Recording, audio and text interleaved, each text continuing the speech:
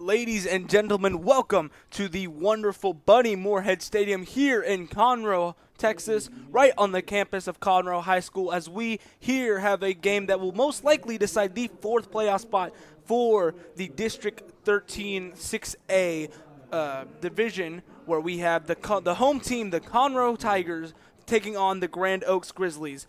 I will be your lead play-by-play announcer tonight. I am Wesley Big West Turner, and as always, I am joined by the wonderful, forever young David Laney, who will be handling the color commentator and analyst duties tonight. David, how are you doing? Doing fine. We're gonna have a good game tonight, Wes. This is not going to be a game where we're trying to find something to talk about in the second half.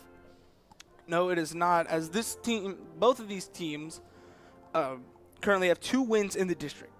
Conroe at 2-1 in district play, as they had their bye week last week, and then Grand Oaks, they had their bye week the week before, but Grand Oaks sitting at 2-2. So this is a huge game, like we mentioned, for the 4th spot in the playoffs, because coming into the season, those were 2 teams that were going to be vying for that. It was going to be them, Oak Ridge, and it was going to be those 2, and then Oak Ridge, and then maybe a New Caney or surprise New Caney or Kenny Creek team.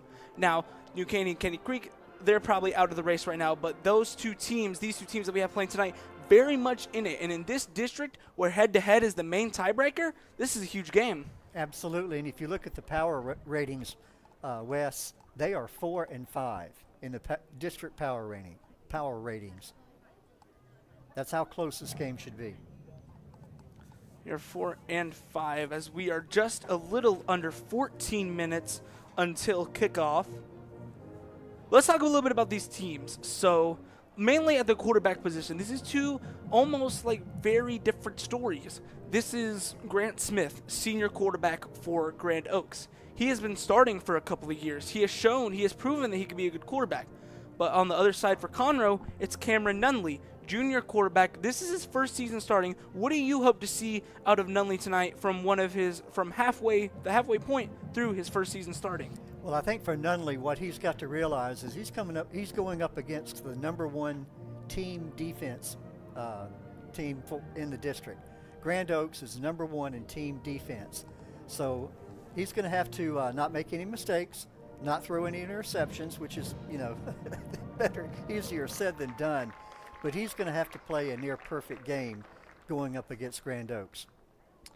Not only does Grand Oaks have the #1 defense, but I'm looking at the rankings here. They also have the #4 ranked offense in the district. Yes, and keep in mind, Grand Oaks is probably in a better position in terms of trying to make it to the playoffs. They have already played, check the schedule there, but they only have, I think, 1 game, really hard game left against Willis, whereas Conroe has to play both Willis and the Woodlands. So if Conroe wants to stay in the race, they have got to win tonight, and really probably hope that Grand Oaks will lose that tough game they've got coming up. Yeah, and you want to talk about just some big players in this game. We already talked about quarterbacks, but wide receivers too. They're going to play a huge part in this game. Two people that will be playing in this game are in the top 10 for receiving. Number 6 in the district is Elijah Harris, who has 328 yards and 2 touchdowns. But at number 9, just a few spots behind, is Darnell Jackson for Grand Oaks, junior wide receiver, who has 285 yards but 4 touchdowns and Our a 50-yard. orthopedic care is shaped around you. And you. And you. Because customizing treatments and using breakthrough techniques is how your comeback starts. Like 3D printing for ultra-precise joint replacements and providing the same specialty care as we do for the Houston Rockets. So you return sooner, stronger, better. This is orthopedic care designed for you. Memorial Hermann, advancing health, personalizing care. Woodforest National Bank, where convenience meets community. With over 30 branch locations in and around Montgomery County, we're always close by to help you with your banking needs. But we're more than just a bank. We're proud supporters of our local community, dedicated to making Montgomery County a better place to live and work. Experience the difference at Woodforest National Bank. Convenient, caring, and committed to you.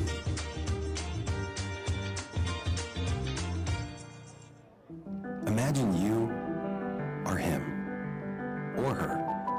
Like lot to manage. Houston Methodist has a lot to offer. Convenient primary care for annual upkeep, personalized orthopedics to keep you going, and a cancer center with the latest technology and treatments, all in one manageable system so you can thrive. That's the difference between practicing medicine and leading it for you. Houston Methodist, leading medicine.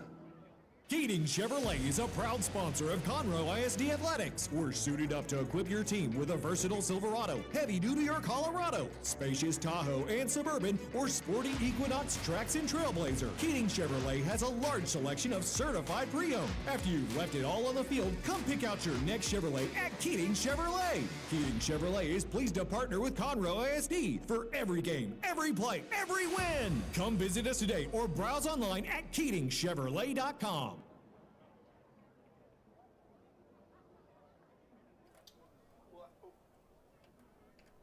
Well, as we were talking about earlier before the commercials, was once again, I just want to say thank you to all of our sponsors who make this possible, who give us our voices, basically, who allow us to stream on these channels. But like I was saying, there's going to be some big plays in the receiving game. Darnell Jackson for Grand Oaks. He's a junior wide receiver, number 6, 285 yards and 4 touchdowns on the year. We're at number 6. But he's not the only big play receiver that Grand Oaks has. You're also going to have to look for Preston Cloud, who on the year has 165 touchdowns, or 165 yards. Oh, not 165 touchdowns. He'd be, wow. 3 touchdowns on the year. Well, I think one of the key differences, though, Wes, you talk about receiving, keep in mind Grand Oaks has the leading rusher in the district with Killian Gauss, who is averaging over 7 yards per carry. Yeah, but talking about leading rushers, just behind him is number 2, Alex Myers for Conroe. So this is going to be either a run-heavy game, a pass-heavy game, or a very balanced game on the offensive side of the ball. All right, we'll take a step back here. I think our hype videos are getting ready to get started here, Wes. Should be a good contest. Appreciate everyone joining us tonight.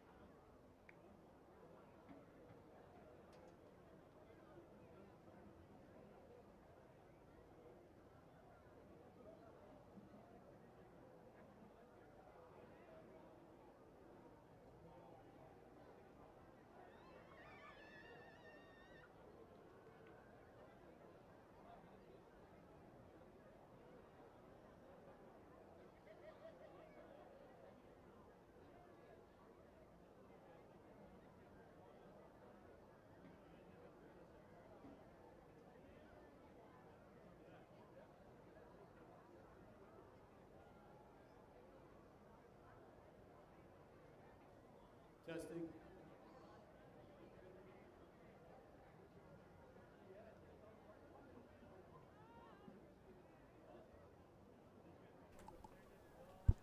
Well, we thought we were going to get the hype videos.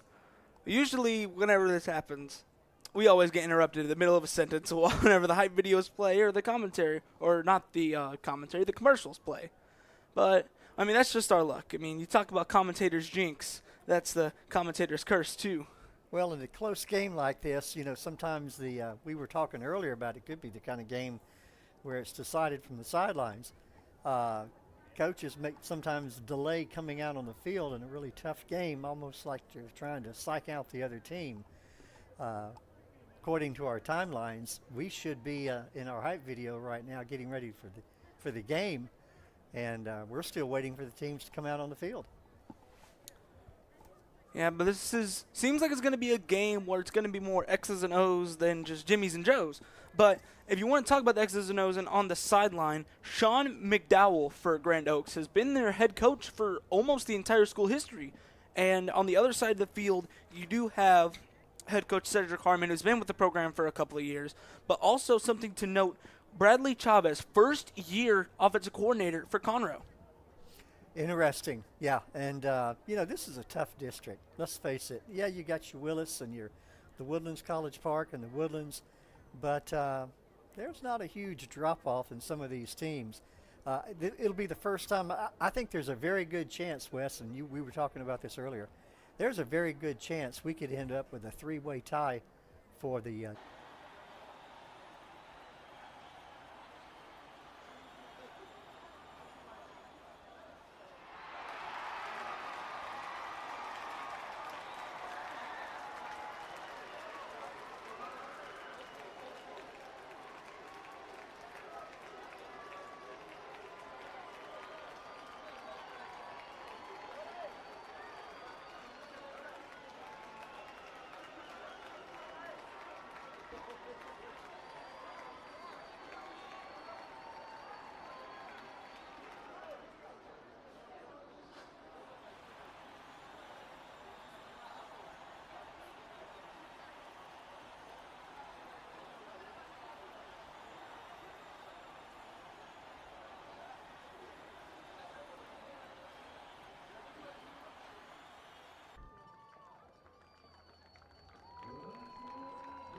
And now here come the Tigers, sitting at 4-1 on the season here, hosting Grand Oaks at home. If you are just now joining us, we want to welcome you into this game that will most likely decide the fourth and final playoff spot for this district that we are in right now, District 13 6A. Once again, I am Wesley Big West Turner, joined by my color analyst for the night, David Laney, is here. We await for the Grizzlies to come out of that huge Grizzly inflatable that they have.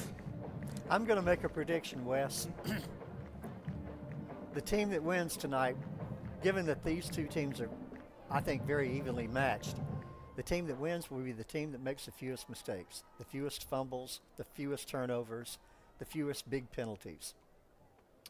And I was able to actually talk to a couple of the coaches down on the field pregame, and that's basically what they said. Conroe coaches, they were talking about how they need to play with confidence. They need to make the game all about them. They need to really not focus too much about like other stuff. They need to focus on them, and they need to do their job. They were talking mainly about no distractions, basically. Everybody needs to just stay put and stay focused. Now for Grand Oaks, Coach McDowell mentioned that they need to play great defense, which they have been doing all season, as they are the number one ranked defense in the entire district. But they also mentioned that they need to make Conroe earn everything. They can't give Conroe anything, which that's arguably what you need to do for both teams in this matchup. Conroe, both teams need to make the other team earn their points, earn their turnovers, as here come the Grizzlies out of the tunnel with the blue smoke flying through the air and their cheerleaders and their color guard lining up a tunnel for them to run out of.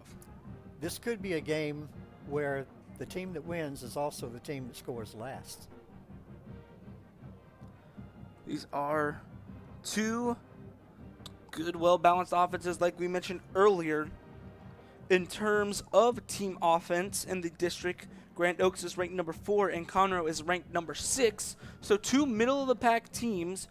But, I mean, if you look at the numbers, they're actually pretty balanced. Conroe especially, 736 passing yards, 887 passing yards, only 736 rushing yards. But for Grand Oaks, it's almost double. For their rushing yards on the season, they have 1,452. In terms of passing yards, they only have 785. So it looks like this year, for almost like the first time in school history, that they are going to be more run-based. But right now we are going to take a step back, turn up the field mic a little bit for the presentation of the colors and the national anthem.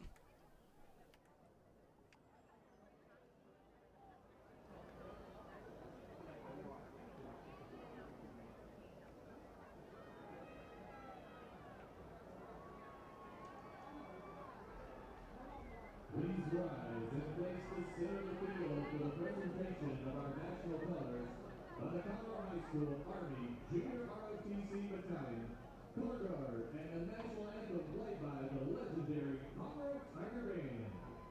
The color guard consists of left guard, Cadet Staff Sergeant Brody Carlisle. Texas Flag, Cadet Sergeant First Class Joboy Williams. American Flag, Cadet First Sergeant Caspin Killian. And right guard, Cadet First Lieutenant Lucas Smith. Please remain standing until the colors have exited the field. Thank you.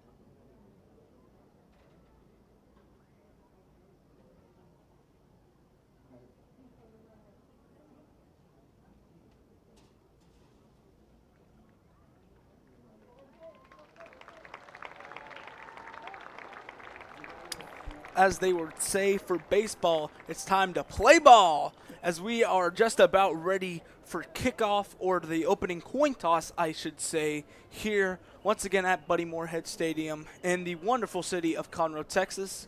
And you can see in the distance, right, actually very close to the field, is the Conroe High School campus, where I am a student of and where I have been blessed with the wonderful opportunities of our AV and broadcasting department there, which have allowed me to actually get in touch with our district manager for the communications, Mr. Andrew Stewart. Mr. Stewart, if you are watching this, we just want to say thank you for honestly just helping us get this through all season. This has been really fun for me. I know a lot of the other people like it, and I know the fans enjoy watching these games too if they're not able to come buy themselves a ticket. Yeah, let's talk about that a little bit more, Wes. The getting ready for the coin toss. I want to hear more about some of the shows you've got coming up, okay? Okay.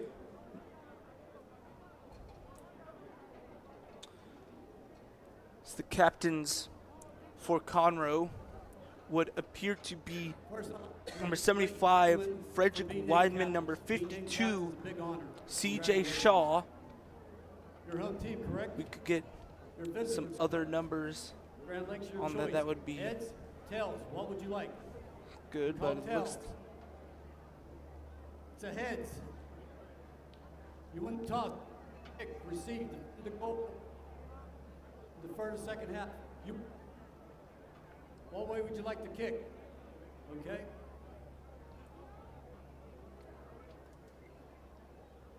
They won the toss, defer to second half.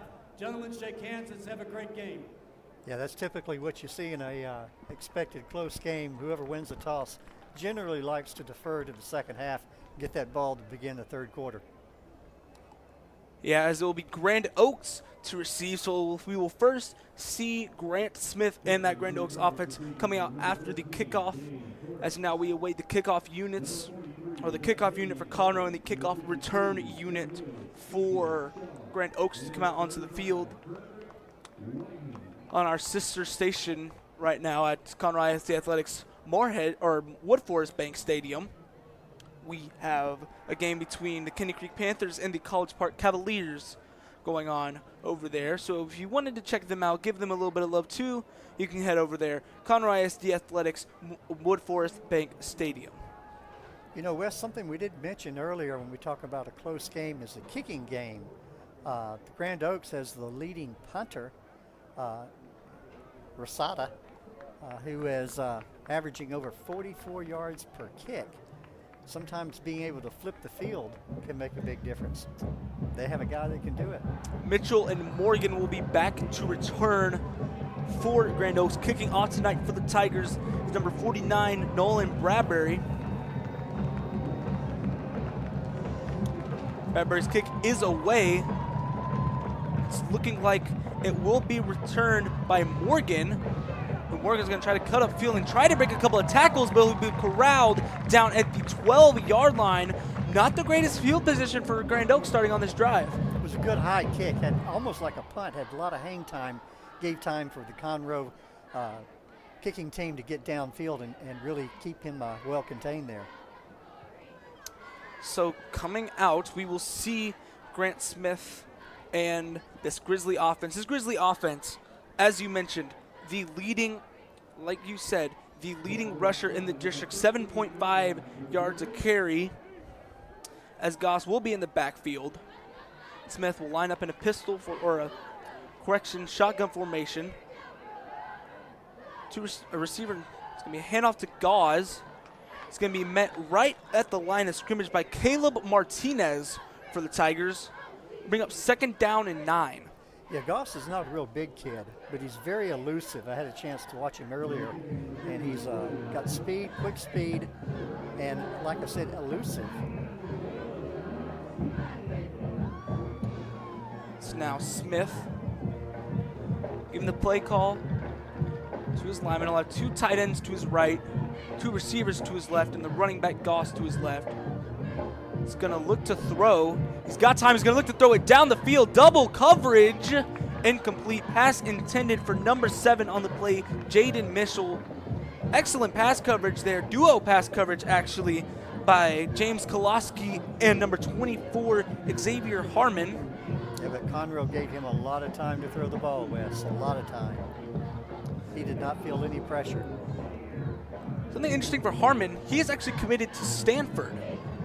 So he has definitely got the high football IQ. As Smith is going to look to throw again. He's being pressured. Now he's going to try to run for it. He's got some space. He's going to get the first down. Make a move on a man. Down to the 45-yard line. Inside the 45-yard line. Almost into Conroe territory. What an amazing play there. Able to show off his legs. It looked like close to a 40-yard run there, Wes. He noticed that he opened it. It opened up in the middle, so he tucked it and ran. Denzel Haynes was there on the pressure for the Tigers. Is now pistol formation for Smith. Be a handoff to Gauze. Up the middle. He'll be met directly at midfield to bring up a 2nd down and 7. So we've seen a balanced offense so far. Exactly two passing plays and 2 run plays. One of the passing plays turned into a rush. Yes. Conroe's going to have I can see already, they're going to have their hands full. They're going to have to try to control that line of scrimmage, do a better job of what they're doing right now, because right now they're giving Smith plenty of time to throw or decide if he wants to run. Smith on 2nd down and 7 will take the snap. Will be another handoff to Gauze. We'll get about 2 on the carry bring up third down and medium. And third down and medium, it's one of those down and distances where you can really do anything as an offensive coordinator. What do you think? What would you like to see from this Grizzlies offense? I think they're going to put the ball in the air myself. It's third down and 5 from the Conroe 48-yard line. Smith will line up, Gauze to his right, and a receiver to his right. 2 receivers and a tight end to his left. He's going to take the snap. He's going to look to throw. Looks like it's going to be a screen pass to Gauze, but right, he's going to get hit behind the line of scrimmage. Number 13, Damian Horace there on the big hit, and it's going to be incomplete, but it looks like Grand Oaks are going to keep their offense out on the field. 4th down and 5. As we say that, they're going to bring out the punting unit, actually. But that was an amazing play there by Horace. It was almost as if he was in the huddle and knew the play. So it'll be number 8, Elijah Harris, to return. Now, he will be kicking into a slight breeze, but again, this kid's been averaging over 44 yards per punt. Good tight spiral, turns over. Looks like it's gonna be a free ball. It looks like he bobbled it. Did Harris bobble it? We're gonna have to see what the referees mark it as, and it's gonna be first down for the Grizzlies at the Conroe 35-yard line. A huge mistake early on in the special teams department for the Tigers. What did we say? The team that wins this game is gonna be the team that makes the fewest mistakes, because they're pretty evenly matched on the board. And you could see that play, on that play, it hit him. It literally bounced off of him. That was one of those where he probably should have let it hit the ground. So it'll be a 1-play break for Smith and the offense. Hard to catch that ball when and he was running full speed, trying to catch the ball, coming up on it. And he was. A shift in the formation with the 2 tight ends. Conroe looks like they're going to send a blitz, and Gauze is going to be up the middle, one man to beat, and he will beat him into the end zone. Touchdown, Grizzlies. But there is a flag down at about the 26-yard line. Probably a push in the back to be thrown at that point on the field. We'll look and see. Referees conversating amongst themselves. And the bad thing about it is, it was probably a penalty that would not have made it. Pushing in the back would not have helped or hurt the run back. We'll take a look at here and see here. Sideline interference on the home team. That will be assessed on the kickoff. Well, they called a break. So sideline interference. That's kind of hard, though, for these kids at this age level not to run down the field with a big, long run like that. Those kids on the sideline, they want to run down the field with a guy carrying the ball. So Rosado will be on to kick the extra point.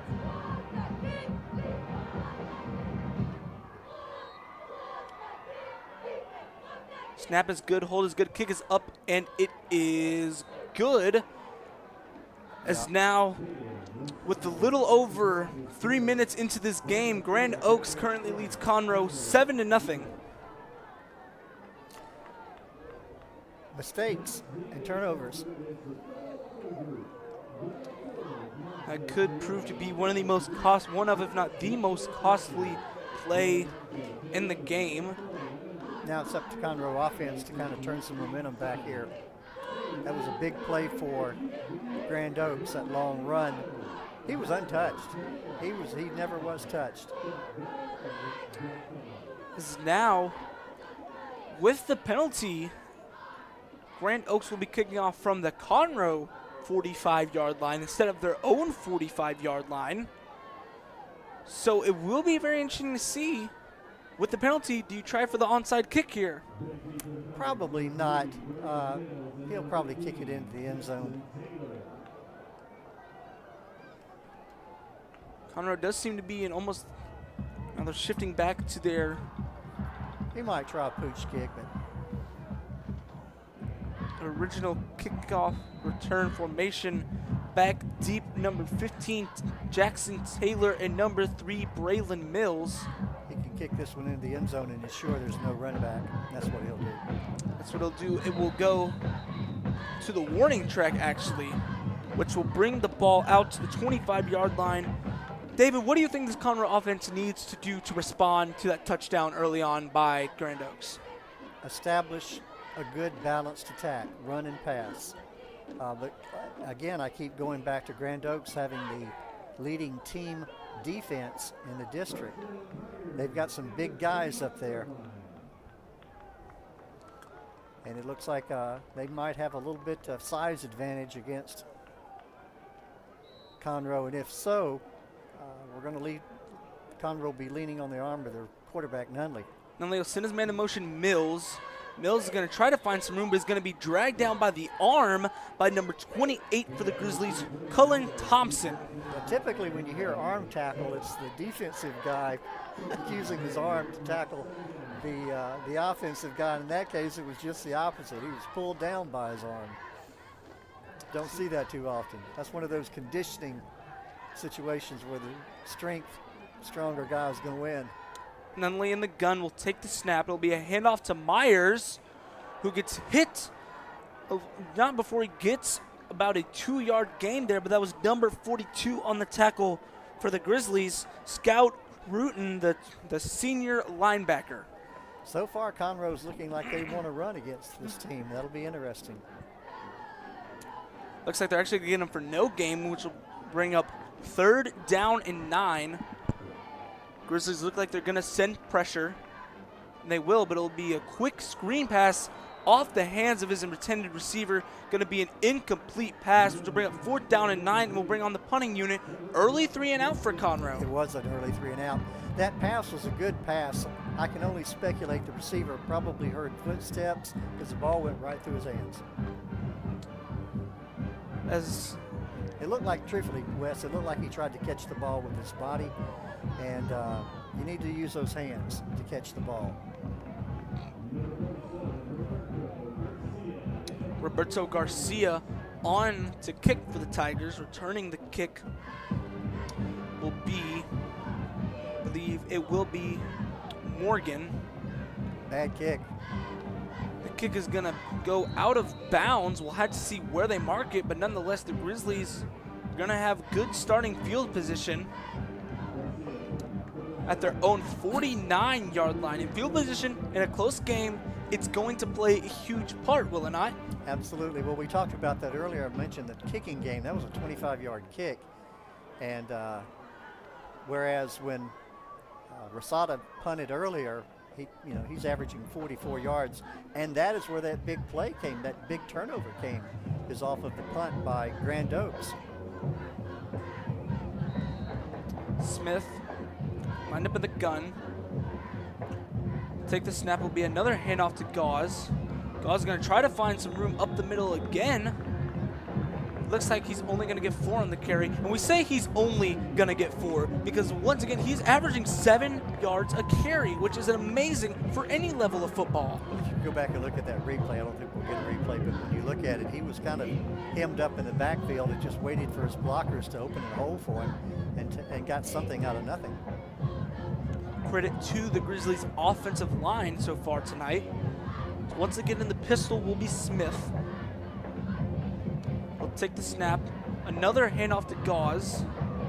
This time he'll be tackled at the line of scrimmage by number 0, Alex Coy, who was actually the defensive newcomer of the year for the district last year. So he's trying to make a big name for himself here tonight, replacing the graduate, the 3-star defensive end Jaden Ramos, who is currently playing ball at the University of Southern California.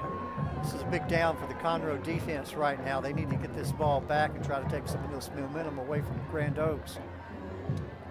Smith on 3rd and 7. Looks like the Conroe jump. Yes, they did. It's going to be a free play. He's going to launch it down the field. Incomplete, but with I don't think it'll be enough for the first down, Wes. It'll still be 3rd down and 2. That's what it'll be after the penalty.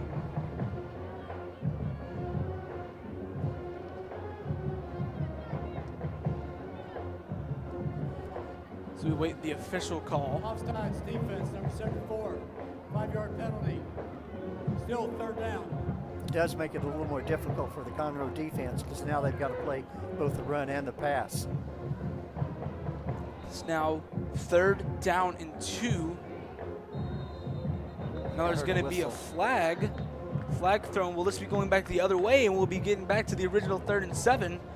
Looks like they are motioning a false start.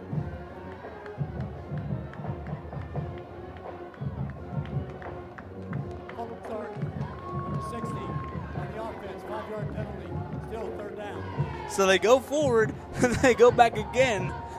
Eye for an eye almost for these two Number teams. 0. So Now- we're back to the original. And now a little more of a passing situation for Grand Oaks. 3rd and 6, or I believe, no, 3rd and 7. A Smith lined up with a shotgun.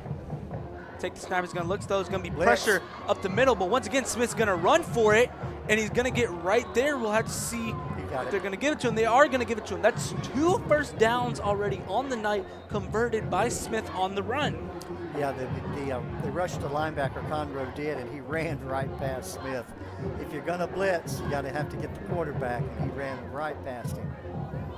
I think that I didn't catch that number, maybe number 84 on that blitz. Maybe 10. I didn't catch the number. My apologies. It's now Smith lined up with Goss to his left. Or no, not Goss, excuse me, a new running back in the game. Number 1, Brian Victorian in the game for Goss. And he will get a couple of yards on the carry, bring up 2nd down and 7. Again, a big series.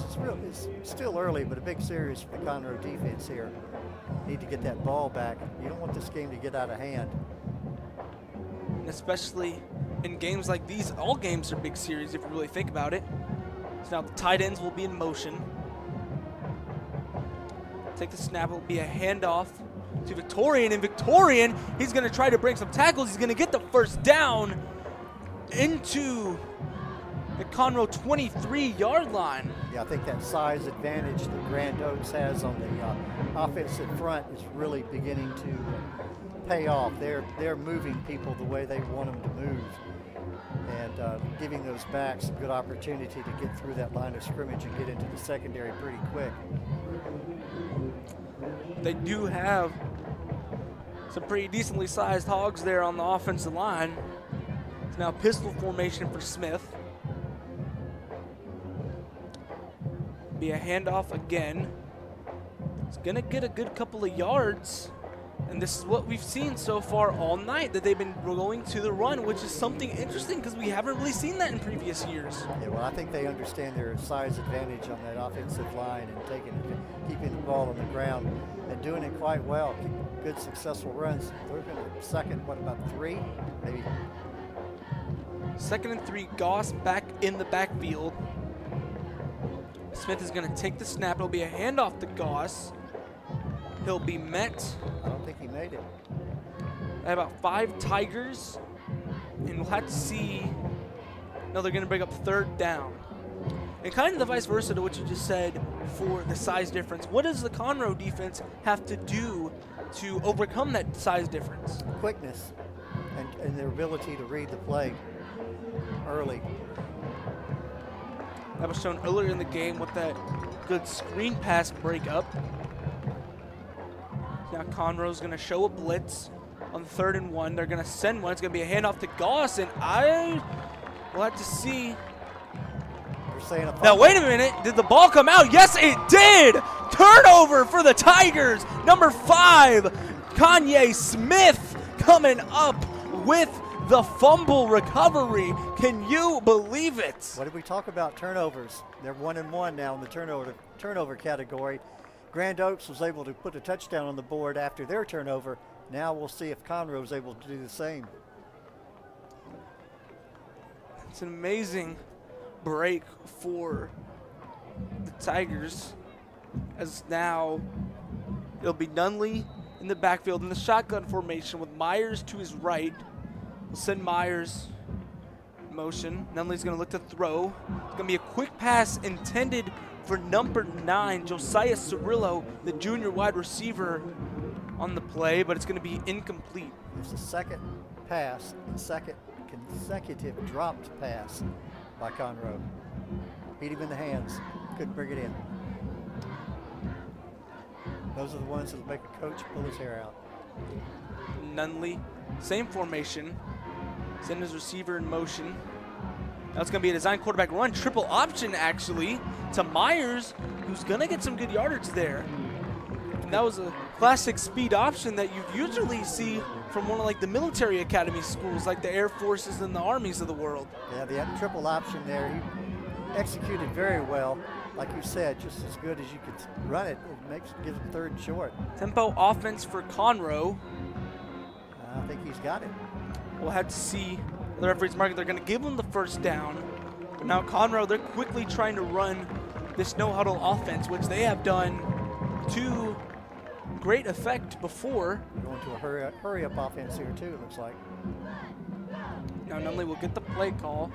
Before that, it looks like Grand Oaks is going to send a blitz. So it looks like they will. It's going to be a handoff to Myers.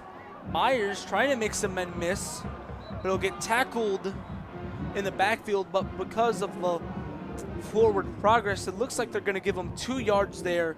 Once again, number 42, Scotty Rutan, with a nice, almost a double leg tackle there. Yeah, he tried to make it to look like they were going to be able to seal off that end, but the linebackers for Grand Oaks, very quick, were able to penetrate, and he was lucky, I think, to get the 3 yards that they showed. Now, shotgun formation for the Tigers. Nunley will take the snap. Looks like it's going to be a quick screen pass to Myers. Myers is going to try to break some tackles. He'll get close. There's a flag on the far sideline. Usually in the area of a hold by a receiver or some illegal contact by the defense. Thrown a little beyond the line of scrimmage. Let's see what the referees say. Offsides. Defense, number 29. 5-yard penalty. Number 29, Sebastian Hill. That's what they called offsides on. Still second down. Still second down, but now a very much more manageable second down. Second down and 2 for the Tigers at their own 32-yard line. A little under 2 minutes left in this first quarter of action here. Nunley will take the snap, hand off to Myers, and he won't get very far, but it will be enough for the first down according to the line judge. Yeah, big first down for Conroe. They've got to answer. I mean, the game's still close, but Grand Oaks has been moving the ball with authority when they have it. Continue with the tempo. Another quick pass. This time it's going to be caught by Mills. And Mills is going to lose the football, and it's going to be recovered by the Grizzlies. That's once again Scotty Rutan. Scotty does know what's happening in this game, and Scotty does know that he is having an amazing game so far. 2 tackles for losses, and now a fumble recovery. And it was the hard hit that knocked that ball loose. And we have Conroe with another mistake. Another turnover. Grand Oaks was able to convert that last turnover into a touchdown. It'll be interesting to see if they can do it again here. Starting from the Tiger 48-yard line is Grand Oaks. Smith, lined up with the shotgun.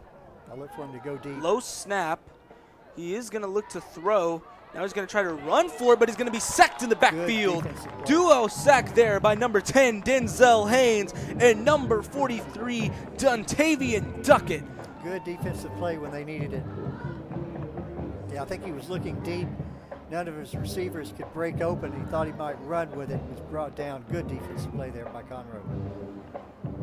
That means you also got to give credit to this Conroe secondary with that 3-star Stanford commit, Xavier Harmon, or as his teammates call him, X.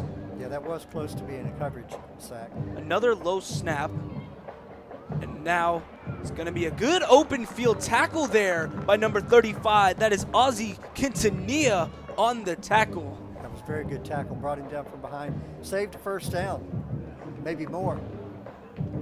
Yeah, if he broke that tackle, there wasn't much more between him and the end zone as it brings up another big third down. But it looks like Grand Oaks will just run down the clock. They won't have to move far at the start of this second quarter. But your score after 1 quarter of action here at Buddy Moorhead Stadium, the Grizzlies of the Grand Oaks High School 7 and Conroe 0. We talked about the fact that we didn't think this game was going to disappoint. It has answered that so far. Wouldn't be surprised, Wes, if a field goal decides it.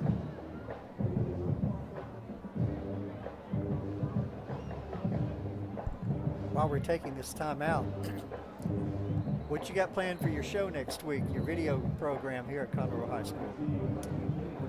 Well, actually, for my show, a few weeks ago, we were able to go film at a local boxing event. So we want to thank, first of all, I just want to thank the people that let us film there. And that's what it's going to be. Our YouTube channel is KTIG News on YouTube. If you want to check that out. We also we're in the middle of our annual singing competition, The Roar. So you can check that out too. But getting back to the game here, start of the second quarter, 3rd down and 5. Big down for both teams here. Grand Oaks wanting to keep their drive aligned. Smith in the pistol, another low snap. Smith's going to keep it himself, using the legs again for a first down. And another big run by Smith, showing the improvisation ability. Yeah, so he's a big quarterback too. He's a big kid. Not easy to bring down. That is something that I noticed whenever I was on the field, trying to get some words with the coaches. I noticed that Grand Oaks, they do have a lot of size. Grant is a very tall quarterback. He's a no less than 6'4", I would believe. So now he's going to look to throw.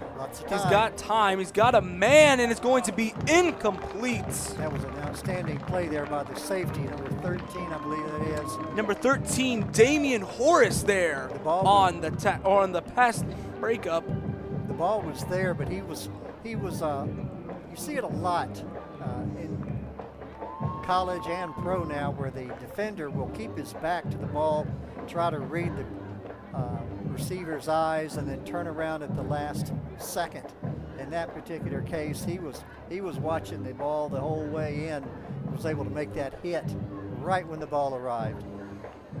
It's now Smith in the shotgun, 2 tight ends to his left. It's going to be another low snap. Smith is going to keep it again, and he's got green grass, and he is going to go into the end zone for a Grizzly touchdown. Grant Smith cashing in on that quarterback designed run. Yeah, let's look at this replay. It looked like a little bit of a misdirection play. Conroe defense bit entirely on it. I don't think anybody stayed home. And when he faked it, there was nobody out there. I don't think we're going to get a replay here, maybe after the extra point. But he had nothing but green grass in front of him. Rosado on for the extra point. Snap is a little low, hold is good, and the kick is up, and it is good, which brings our score now to the Grizzlies 14 and Conroe 0. What do you think Conroe has to do on this next drive to finally get some points on the board? I think they're going to have to start putting the ball in the air. It's going to get away from them real quick. It's starting to get away from them now, but I'm not sure this is a game that they can win by staying on the ground as much as they have up to this point. We didn't get that replay. I wanted to look at that replay, but it was a well called, well executed play. Again, I call it a misdirection because Smith kept the ball rather than handing it off and made a kind of a naked bootleg, you might say it, and nothing but green grass in front of him.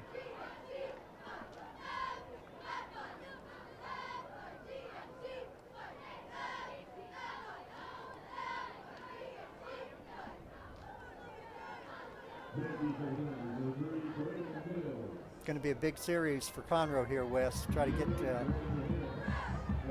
that game's not out of reach yet. We're only in the second quarter, but they haven't had an answer for the Grand Oaks offense up to this point. Mills and Taylor back to return for the Tigers. And don't forget, they scored that touchdown coming off of that fumble recovery. Rosado's kick is up and away. And Taylor will just take a knee in the end zone for the touchback. Yeah, this will be a big offensive series for Conroe here. Bring the ball out to the 25-yard line. We'll have to see what this offense does. Have to see if they do indeed start airing it out a little bit more. This is now Offsides on the kicking team. That will be 5 yards at the end of the kick, first down. Yeah, we missed that penalty on the kicking team, so it'll give Conroe a little bit of a break here. So bring up first down and 10 at the 30. Interesting for the Conroe offensive line. This is only the second game for new starting center Jalen Nevins. So the coaches switched the original starting center CJ Shaw to guard, as there'll be a handoff to Myers. No, it won't. It will be a play action. Nunley's going to keep it and run, and he is going to get smoked for a gain of a yard there.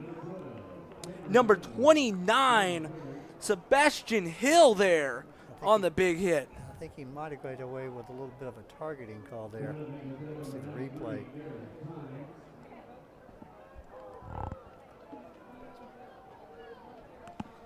So now Nunley's going to drop back to pass, but he is going to be sacked in the backfield. Number 28 there for the Cullen Thompson there for the Grizzlies. Back-to-back great defensive plays by number 29 and number 28 back-to-back for the Grizzlies. That might be an indication as to why Conroe's been trying to run the ball so much. He didn't have much time at all. It's now third down and 15 from their own 25-yard line. Empty set for Nunley. This clock is running. Play clock winding down. Nunley's going to look to throw. He's going to look to throw it deep, and that is going to be incomplete. Kind of understand the receiver's play there. That- Number 8, there was too many hands on him as he was running down the field, but no flag. No flag there, which is very interesting, but we will respect the officials' call. They are on the field. They know the rule book in and out, so got to respect the refs. That's one of those situations, I guess, where the ref was saying we're going to let them play, but there was just a lot of that was close to defensive holding on that pattern to me. Garcia to punt. This one will be a high spiraling punt, and it looks like it's going to bounce. It's going to take a Grizzly bounce. Good kick. Flag down at the 35. Yeah, we saw the Conroe coach pleading his case on that last play. I think he had good reason to. Let's see what the flag is for. So we await the call from the official. Personal foul, face mask, number 15 of the defense. 15-yard penalty, first down. Now So that's now- interesting. I don't think anyone ever fielded the ball. And we have a face mask. Must have been I mean, some. it happens, but that must have been just in a blocking situation, somebody getting a little over aggressive there. So now that will be actually very big for the Grizzlies, as now they're going to start this drive at the Conroe 42. And they already lead 14-0. So it'll be big for the Conroe defense to get a takeaway or a stop. This is one where they really need to keep them out of the end zone. Conroe is third in the district for turnover margin. As now Smith take the snap, be a handoff up the middle. Won't get very far there. We'll have to see who that is on the carry. Looks like that'll be number 39 on the carry, Caden Carter, sophomore running back. And now Now we're seeing Grand Oaks. They're switching out their running backs, trying to keep a new man fresh.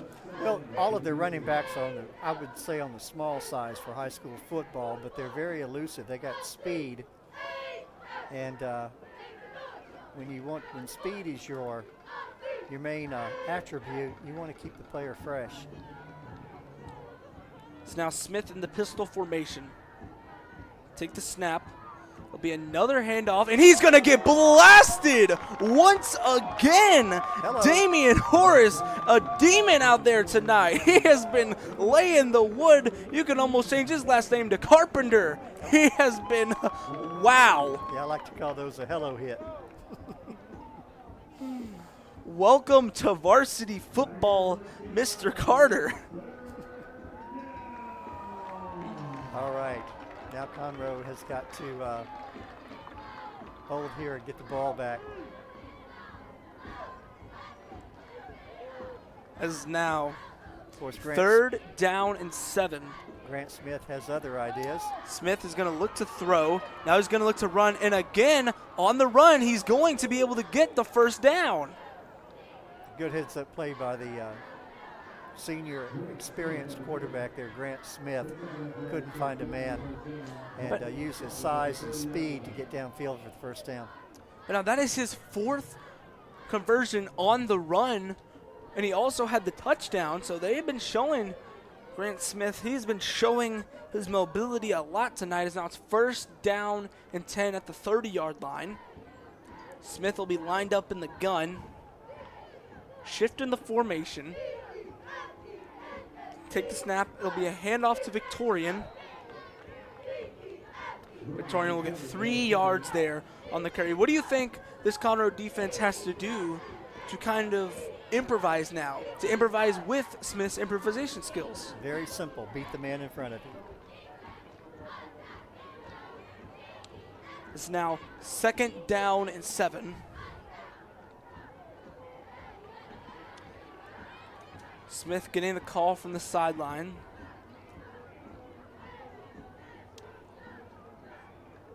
Little over 7 minutes left in the 2nd quarter. Grand Oaks leading 14-0. Smith is going to look to throw. He's being pressured. Flags fly all over. The pass is going to be incomplete. That'll be a holding call. 2 flags down at almost the exact same spot. Holding. Offense, number 63. 10-yard penalty. Still 2nd down. Going to get Garrett Oswine, the senior offensive lineman there on the holding call, bring up 2nd down and long. And now that's a break for the Tigers, and it's starting to seem turnovers and penalties are starting to become big factors in this game. Yes, and in a play like that, too, where a lengthy play where the quarterback is able to stay back there a long time and then try to get around the corner, it's hard for those offensive linemen to disengage. Their tendency is to reach out and grab the guy in front of them, and a lot of times that's where you see holding called. Smith. When things happen quick, there's not as much a tendency to get called holding. 2nd down and 17. Smith's going to look to throw. He's got all day. He's going to look to throw over the middle, wide open, and it's going to be a 1st down catch there for Cole Griffin. First time we have called the name of that senior wide receiver, and it is for a big 1st down, as now Grand Oaks is in the red zone. Yeah, Grant Smith is not a quarterback that you want to give all day to throw the ball. He's I think a 3-year starter, and again, not a kid you want to give all day to throw the ball. He'll pick you to pieces. Now Smith, it's again in the shotgun. Take the snap, play action. It's going to be a good play there by number 24. That's Xavier Harmon there on the PBU. I think with another half step, that would have been a pick 6. He was able to knock that pass down, and that almost reminds me of some NBA action. You know, that's like a blocked shot, almost a little half expecting Dikembe Mutombo little finger wag there. No, no, no, not in my house. Good play there by the corner for Conroe. he was able to watch the quarterback and the receiver all together. And like I said, it was able to practically jump the route. Conroe will blitz, and it will be a handoff. That'll bring up 3rd down and 9.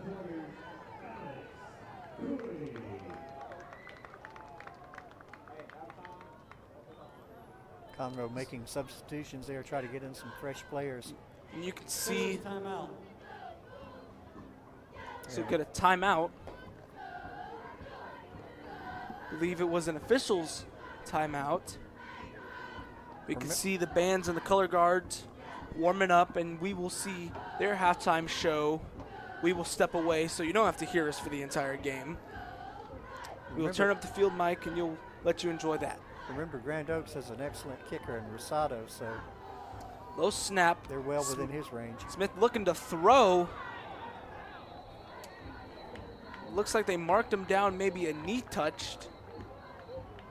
So that'll bring up 4th down, and it looks like they will be sending on Rosado to kick this field goal. Yeah, he was kicking 40-yard field goals during the warm-up before the game, so this is well within his range. No wind. Flags are hanging limp right now. I think officially this will be a 32-yarder.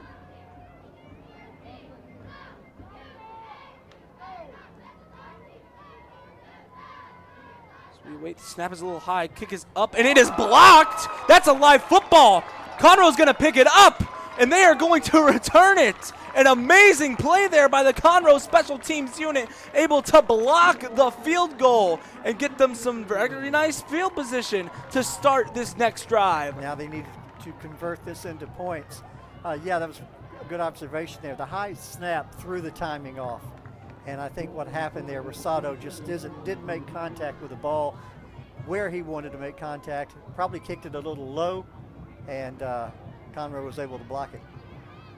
It's a great opportunity for Conroe to capitalize.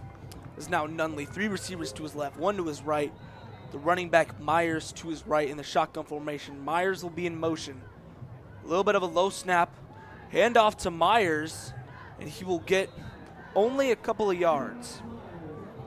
Tackled on the play by, I believe what I saw, it was number 28, Colin Thompson. Colin Thompson and Scotty Rutan, they've been making their presence felt tonight. Yeah, again, they got that. The Grand Oaks has bigger guys front, offense and defense. Nunley, he'll look to throw. He's being pressured. He's going to look to throw it deep down the field, and that pass will be incomplete. But this time, a flag will be thrown. Number 12, Tyson Morgan on the coverage. Pass intended for number 2, Caden Barnaby, the senior wide receiver. Yeah, Barnaby was trying to come back to the ball, and our replay is unavailable tonight, but if we had our replay, you would see that he was trying to come back to the ball, and he was being held. So now we're walking. Nope. A little bit of confusion there from the officials. It was pass interference, Pass wasn't it? interference. Yeah. Number 30 to the defense. 15-yard penalty, 1st down. 15-yard penalty. And now the Tigers are 5 yards away for the first time tonight being in Grand Oaks territory. Yeah, they need to take that ball down the field and score. Cut that lead. And again, Grand Oaks has different ideas. Shotgun for Nunley. Take the snap. Will be a quick throw to Mills. And a good play there by that Grand Oaks defense. Great awareness there, too. Yes. Quick focus on getting to the ball. They play the ball very well, Grand Oaks does. It's now Nunley. Take the snap. It might be a free play. He's going to look to throw it deep down the field. And another, looks like it's going to be another flag thrown, another defensive pass interference. Same matchup on that far side of the field with Morgan and Barnaby. And I think the same call impeding the receiver's route. Pass interference. Number 12, the defense 15-yard penalty. Automatic first down. So 15 yards, which will put the Tigers at the Grand Oaks 40, the first time that they will be in Grizzly territory tonight. Yeah, I think this is a situation where Barnaby probably has the greater speed component, and Grand Oaks corners really being pressed to try to hang on. 1st and 10. Send his man in motion. Looks like it's going to be a designed quarterback run, but he will be spun down behind the line of scrimmage for a tackle on the loss there from number 93, Aaron Times, as a late flag was thrown. Had to see who will be on.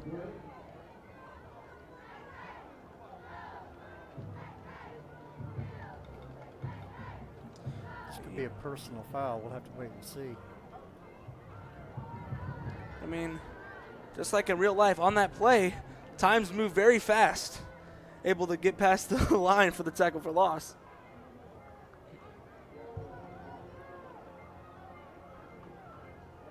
We have an unsportsmanlike on defense, number 93. Taunting. 15-yard penalty, automatic first down. And now that is the third 15-yard penalty for Grand Oaks on this drive. 45 yards of penalties. Yes. Mental mistakes. It's now Conroe at the Grizzly 24, 1st down and 10. Nunley takes the snap. He's going to look to throw. Now he's going to look to run. A flag is thrown. Nunley's going to spin down to the 20-yard line. That'll come back for holding. Flag was thrown in the vicinity of holding. Holding. Offense for 74. 10-yard penalty. Repeat. 2nd down. We talked about mistakes, and both of these teams, they have had a lot of mistakes in this half. We're down to 3:39 in the half, but lots of penalties, lots of turnovers. That penalty was on number 74. That's the freshman offensive tackle for the Tigers. Tate Rosso, the only freshman, I believe, on either team's current roster. As Nunley is going to take the snap, he's going to look to throw, being pressured. He's going to look to throw deep. He's got a man, Mills, and it hits him in the hands. He had him open, and he has hit him in the hands. Incomplete to bring up 2nd down and 20. Third dropped pass by Conroe tonight. Third one. This is now. That would have got them down to at least inside the 10-yard line for a 1st down and goal, but instead it's 2nd down and 20 from the 34. Nunley's going to look to throw again. Screen pass to Myers, and Times is immediately there in the backfield. Amazing football IQ to able to sniff out that screen play, and now it'll be 3rd down and forever for this Tiger offense. You got to give Grand Oaks credit. They pursue the ball very, very well, very quickly. Now, Conroe, typically in that type of situation, you try to run misdirections to use that quick pursuit to your advantage. So far, Conroe's just not able to do much of anything. Renault showing a heavy blitz. We'll send 5. Nunley's going to look to throw. He's got a man open. Is Taylor. And Taylor's going to get close to the 1st down. Not going to get quite enough for it. Still a very good gain of about 20 yards. And we'll have to see now it's decision time. Do you keep the offense out on the field, or do you try and kick for points? I think being 241, they'll probably go for it here. And let's remember, Conroe, they do get the ball coming out of That's halftime. True. That's true. Good observation.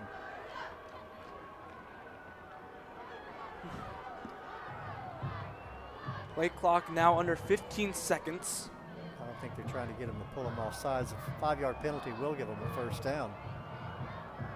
Nunley will take the snap. He'll look to throw. He's got a man, and it's going to be incomplete.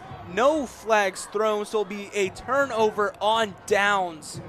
Conroe, they just haven't seemed to be able to get this offense in motion so far this game. Well, I think in that particular case there, Nunley was just trying to throw the ball up with the intention of his receiver looking back and running under it, as you might say. And he looked back too late, and the ball he was already out of position to make the catch. I think if he had looked back sooner, he could have had a good chance of running under it. So now 2:35 left in this second half. This is where the Grizzlies will probably start to run some more tempo. Try to score before Conroe gets the ball back to start the second half. And in between those two halves, we will show you the halftime performances by both teams' bands and color guard and their drill teams. Handoff goes to Goss, only for a couple. One thing I'm also noticing is that Grand Oaks, they have traveled pretty well for this game. They have. Well, they've got a great band, and a lot of kids, a lot of parents come to watch both the game and the band performances. The drill team, as you said, the color guard. 2nd down and 7 here. Conroe is not out of this game by any shape or form. As you mentioned earlier, they get the ball to begin the second half. Now, what they do with it is going to be very critical as well. So we now reach the 2-minute timeout, something new implemented in the Texas high school football rulebook this year. Yeah, we were talking earlier about the fact that they have to call, as in college too, they have to call it the 2-minute timeout. You can't call it the 2-minute warning because the NFL has that trademark. That term trademarked. As now we'll have to see, if you're the Grizzlies, what do you try to attack on this drive right now? I would run out the clock. I would keep it on the ground and run out the clock. But that's not to say we might see a deep post, just to keep those safeties honest. It's now 2nd down and 7. Their defense is playing very well. I think they could afford to give the ball back to Conroe before the end of the half. Smith line up in the pistol.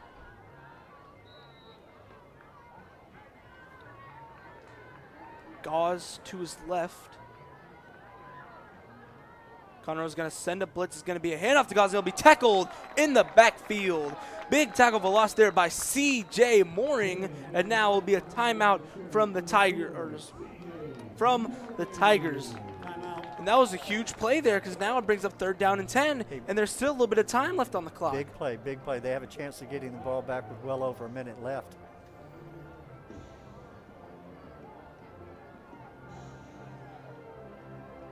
So we'll have to see what happens on this upcoming 3rd down play. You take back those big turnovers by Conroe, and this game's probably going to be a lot closer than it is. Not that big of a difference right now, just 2 touchdowns. But they had those 2 big turnovers, one on a punt return, the other I think on a fumble. And Grand Oaks, give them credit, they converted both of those turnovers into touchdowns. And ironically, that was one of the big things that the Conroe coaches were talking about to protect the football. It's what both coaches were talking about because they obviously know the other team is a very dangerous team, especially whenever they start to get momentum. These are 2 very momentum-based teams. No team wants to give the other a ton of momentum as it is 3rd down and 10 now. Smith, be a handoff to Gauze, and Gauze close to the 1st down marker. We'll have to see where they mark him. He's going to be close. No official signal yet. But it appears there was a flag down. Didn't catch a flag. Holding, number 63 in the offense. 10-yard penalty, still 3rd down. And now that is big now too. Because now it is 3rd down and 20, which if Conroe can stop them, that gives them a very favorable position for a punt return. It is, and Grand Oaks will probably want to run the ball here to eat up the clock. But if they don't make it, we're looking at a pretty good field position for Conroe. Let's not forget Conroe still has 2 timeouts left. It's now Smith. This is a situation where if you're Grand Oaks, you don't want to get sloppy on this play. Smith lined up in the pistol. Be a simple handoff to Gauze. Tackled again by Mooring. And we will see Conroe take another timeout, which means Conroe will get the ball probably with about 1 minute and 20 seconds left to play in the half. And this is big because if they score here, they do get the ball back to start the second half. And this is one of the things that, one of the advantages that comes with choosing to defer, because you get that 1-2 punch. If they're able to score on this drive and the drive coming out of halftime, then it's a tie ball game. True, but remember, Grand Oaks has Rosada, who is averaging over 44 yards a punt. He has an opportunity here. I mean, if it was an average day, Conroe might get the ball at the 50-yard line, but with Rosada back there, he can boot the ball. We'll see. Harris will be lined up at his own 45-yard line. Just about in between his own 45 and his own 40. I say Rosado. Rosado. Rosado, we backed up almost to his own goal line for this punt.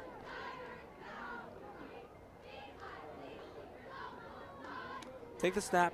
It's a little bit high, but it's going to be a good punt. It's going to be fair caught at the 45-yard line. I think Conroe came out well on that play.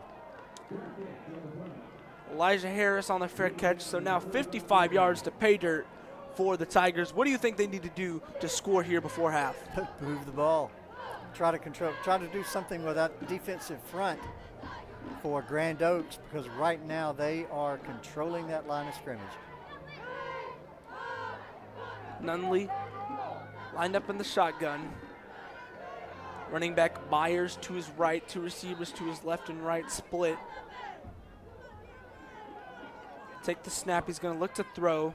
He's got a little bit of time. He's being pressured now. And once again, it is time and time again, it seems, on these past few drives. He has been getting in the backfield, but that won't go down as a sack, as it'll go down for about a yard gain, or no, actually at the line of scrimmage, as now Conroe takes their final timeout.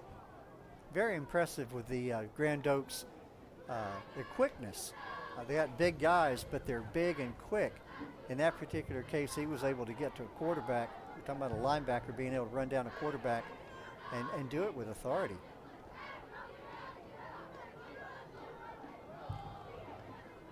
So once again, we would like to thank our sponsors for just sponsoring us, giving us all of the wonderful opportunities to broadcast these games for you at home, as we see the fan cam once again showing the well-traveled Grand Oaks Grizzlies side of the stadium.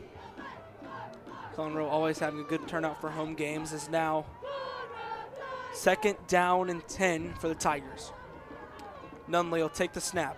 Nunley's going to look to throw. He's going to step up in the pocket. He's going to be hit. And the ball didn't come out, but once again, number 28, Cullen Thompson.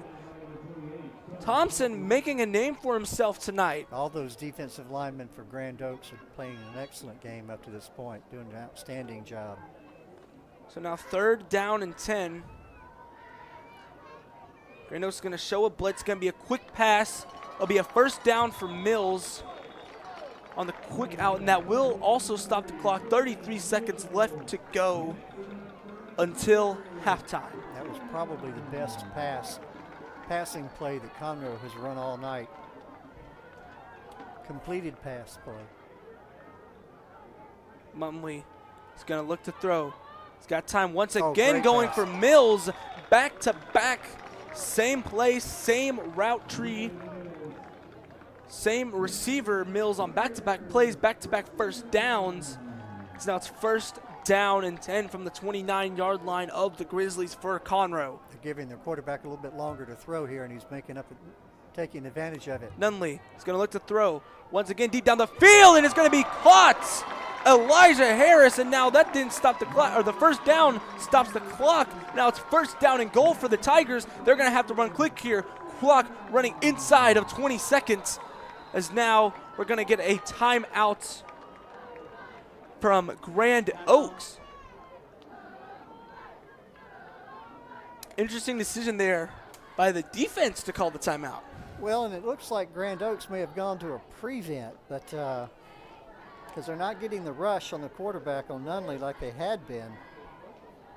They're giving Nunley a little bit longer to throw, and he's taking advantage of it and finding his receivers. And his receivers are catching the ball. 17 seconds left in the half. First down and goal from the Grand Oaks 9. 9 yards to go until the end zone for the Tigers. We'll have to see what they can come up with. I think Nunley had, what, 3 drop passes in the first quarter and up to this point.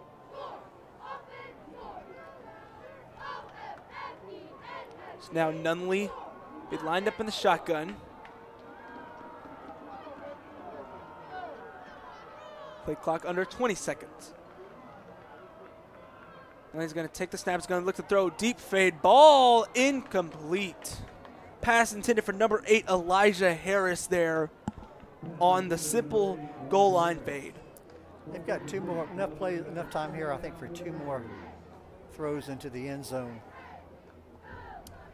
With no timeouts, they're going to have to throw the ball. They can't run it here. Let's also not forget, if worse comes to worse, they do have Nolan Bradbury, their kicker. They're very much in his field goal range.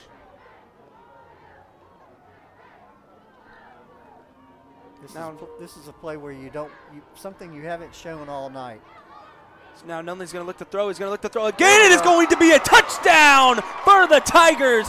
Number 8, Elijah Harris, reaching up and grabbing the ball out of the air, as that is the first touchdown on the night for the Tigers. 11 seconds left in the half, and that could not have come at a better time. Yeah, it was a quick pass, Wes. It didn't take very long at all. Almost a look-in pass.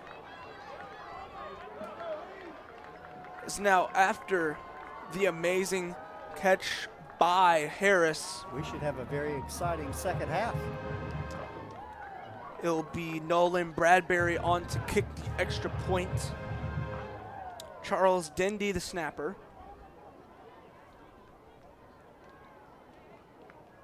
Is now. Snap is good, hold is good, kick is up, and it is good.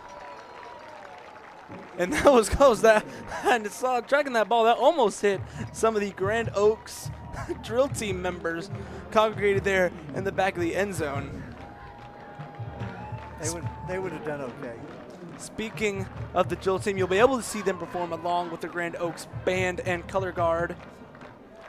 In about 11 seconds after this second quarter clock runs out. So with 11 seconds, what do you do here, Wes? Do you kick it deep or squid kick it? I think realistically you could kick it deep, or just got to remember there's the risk of the return too. Because if you squib kick it and they get a good return, that's definitely Hail Mary territory for Grand Oaks. We'll have to see what Bradbury does here on this kickoff. I will also say Conroe is wearing their all-black alternate uniforms tonight. Do you know their record with those uniforms? I have no idea, but I know they look good. And in the words of Deion Sanders, you look good, feel good, play good, and if you play good, they pay good. That's now Bradbury on to kick. And it will be a little bit of a squib kick. Bear caught at the 20-yard line. That'll be number 13, Jacoby Andrus. Only took 1 second off the clock. That it did, so we'll have to see if they just kneel it down here, or they try to throw a deep Hail Mary like we were talking about earlier. Or they could try to get just one more quick play to get into field goal range for Rosado. Because as we mentioned earlier, he was kicking 40-yarders during practice. I have to give Conroe credit. They looked like earlier, it looked like Grand Oaks was going to run off with this one. And Conroe has been able to make adjustments. I think one thing they've been able to give their quarterback, Gabe Nunley, more time to throw, and I think that made a tremendous difference.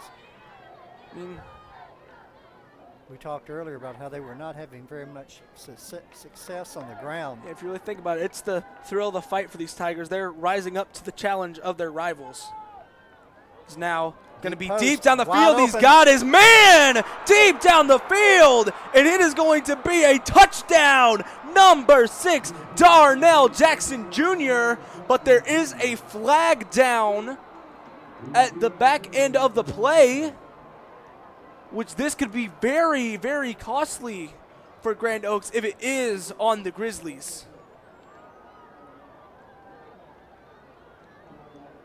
I see everyone walking back. We have on the offense. I believe that So, was an wow. illegal man downfield, I believe is the call. An eligible receiver downfield, so that wipes off the huge 75-yard catch and run touchdown for Darnell Jackson. Well, in those deep post patterns like that, they take a long time, and it gives the offensive lineman it gives them a little bit too long to get down, to find themselves downfield. That means time will expire on this second quarter of action, and we will step away and let you enjoy the wonderful halftime festivities.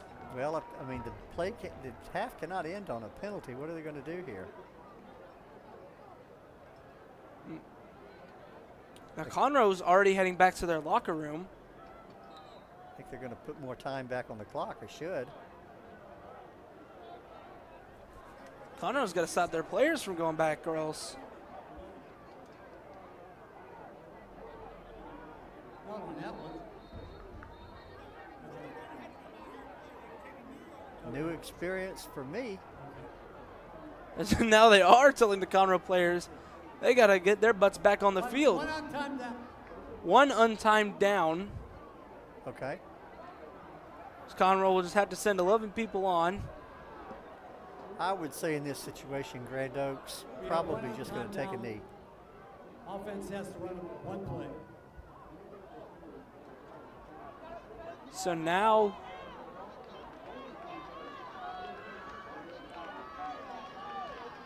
this will be the last play before halftime. Not sure why the defensive backs, safeties, were not way back on that play. I mean, it was obvious that the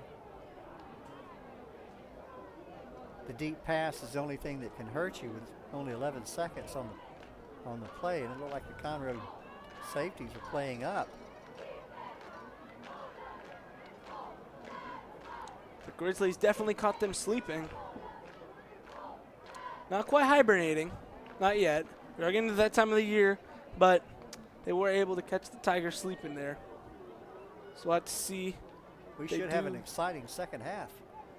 That we should. As for this one untimed down, it'll be a handoff. That will be the end of this first half of action, and we will send you to halftime. Me and David, we will take a break, and we will let you enjoy all of the wonderful festivities from both teams' color guards, drill teams, and their bands.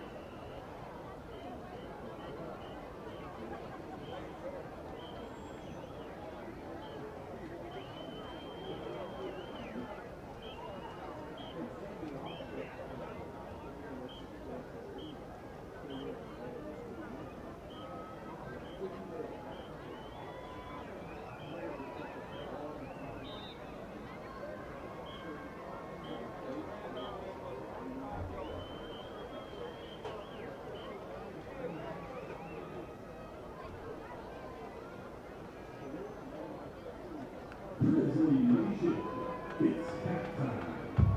Ladies and gentlemen, please welcome the field, the heart of the deck, the award-winning Orlando's Warrior Pride Team.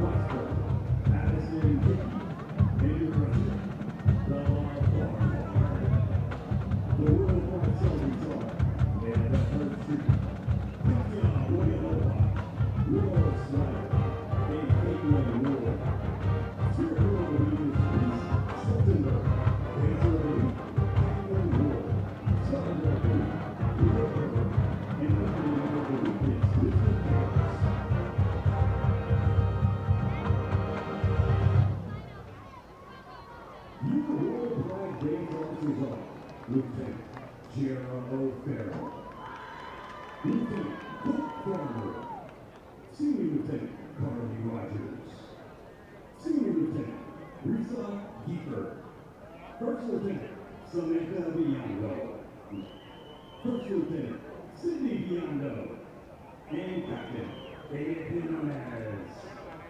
The Royal Pride Drill Team is under the direction of Mrs. Brittany and Miss Sarah Johnson. We hope you enjoy their straight routine to what man gotta do.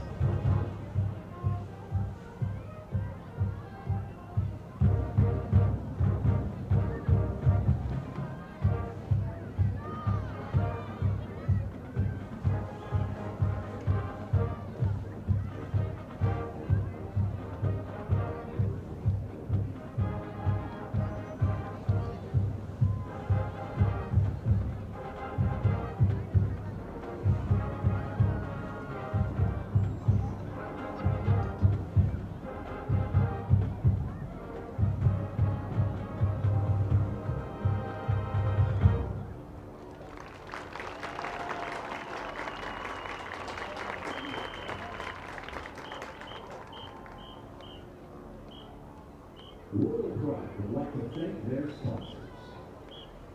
Automation Ford King, Creekstone Outdoor Lake, Tips, Stacks and Keys, They're Woman Up, B.R. Lawson and Company, Fraser International Supply House, and Server Monkey. We greatly appreciate your support and go Grizzlies.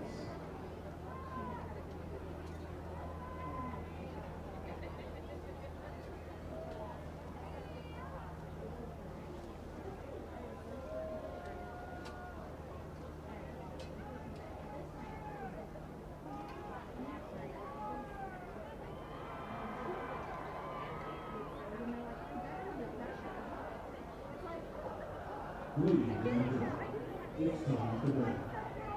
Please go out to do the Orlando touchdown. Grizzlies, we want you very well. The Orlando touchdown touchdown is on the motion. Number 4, Rich Sullivan, Quinton Bowman, professional with us, and qualified with us, fourth posting the line. The Rams on the field, which is Senior General, Senior General,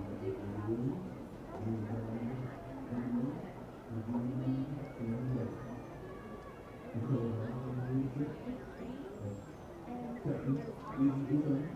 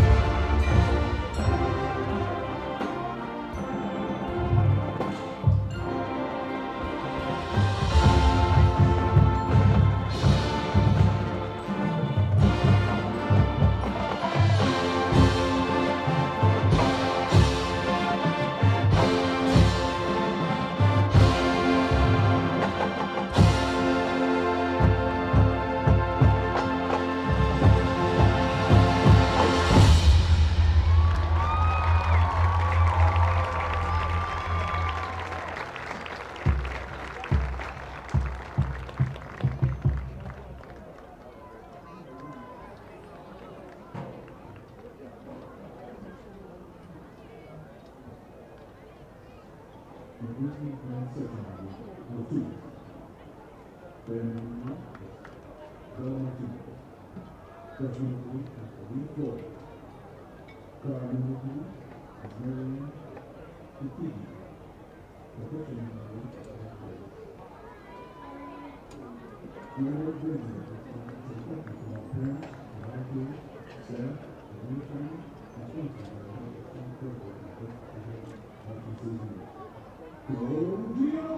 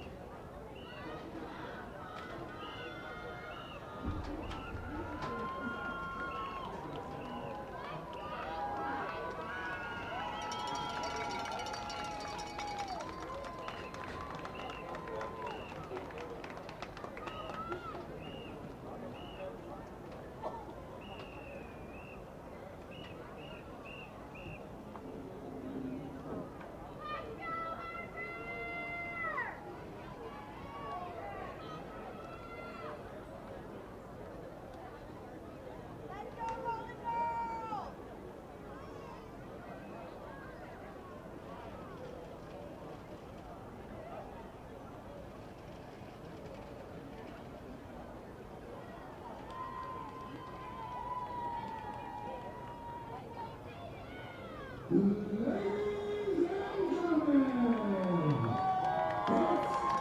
showtime!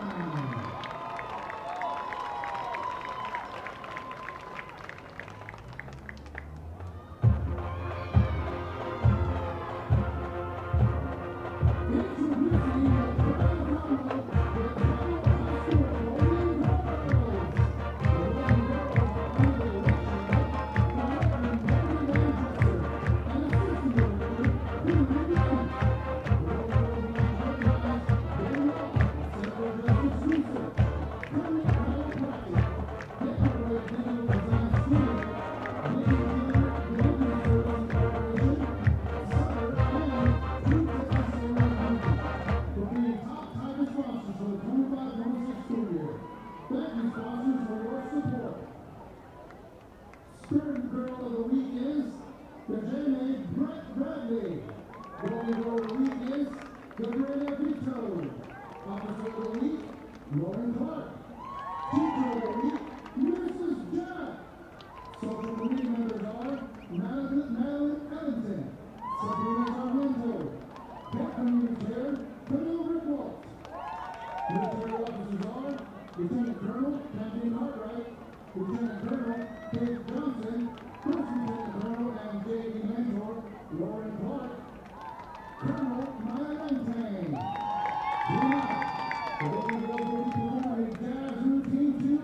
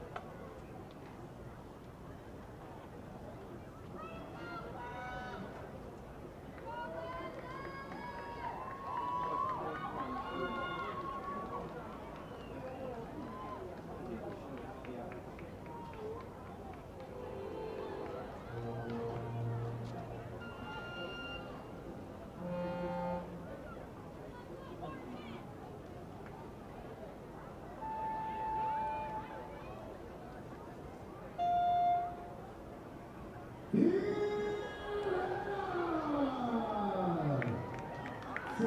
one of the greatest academic traditions in Texas since 1900, award-winning Conroe High School under the leadership of Principal Dr. Tasha Smith, along with Dr. David Vincent, Superintendent of the Conroe ISD, celebrating 129 years of excellence, together proudly present one of the oldest bands in Texas as it celebrates its 96th birthday this year. Please give a big welcome to the legendary Conroe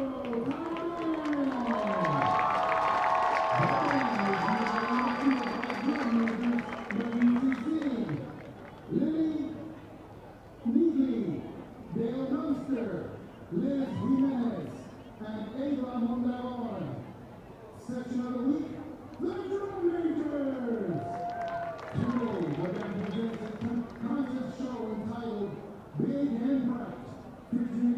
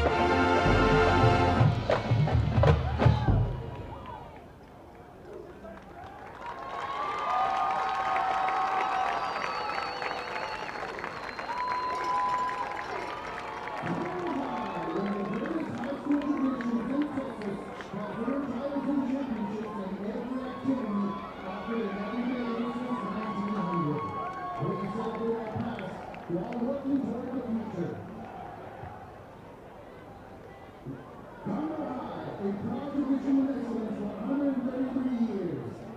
And now, for Conroe around faithful everywhere, staying proud and just in the greatest national fight song of all time. Celebrating America's greatest generation from 1927. Here's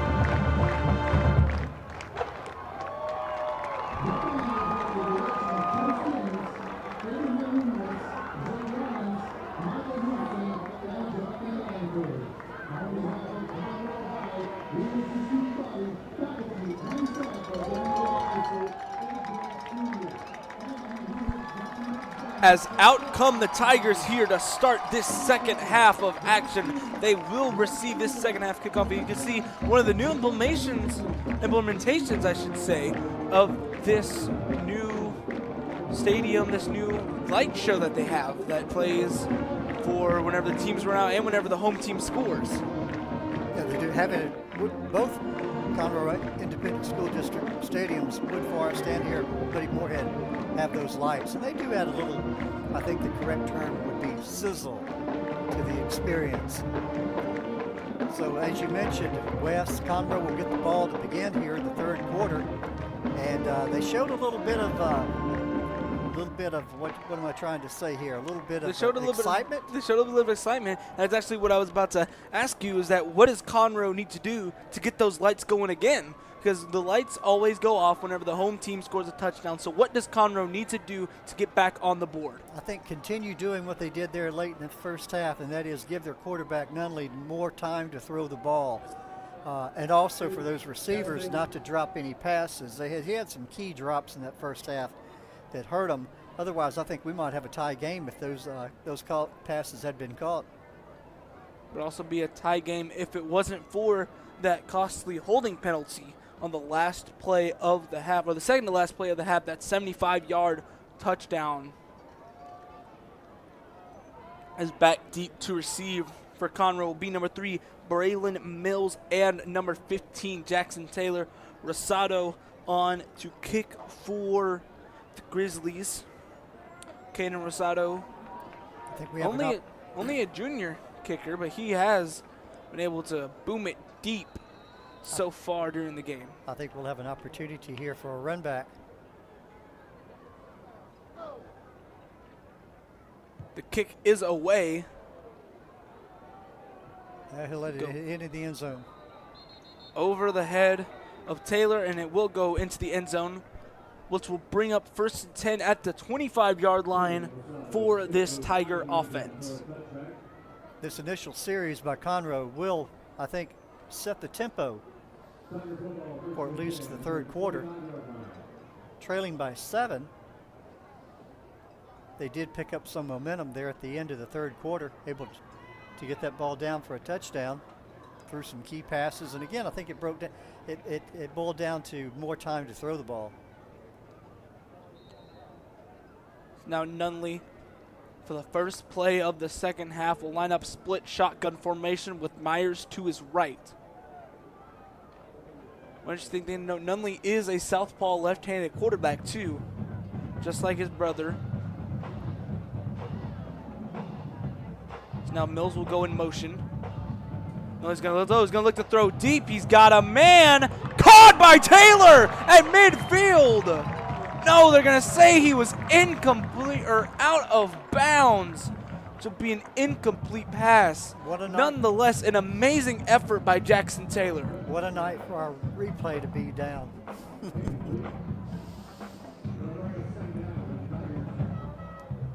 You got to admit, you got to give it to him. That still was amazing effort. It was. Fortunately, it looked like his body landed out of bounds according to the official. Now Nunley, same formation here. Had to see if they go back to the air and go deep. Grizzlies showing pressure off the edge. Going to have a timeout, Conroe. Timeout. Interesting choice there. The play clock, I believe, was winding down a little bit. Right. Call the timeout to avoid the delay of game penalty. Still 2nd down and 10 from their own 25-yard line. As now Nunley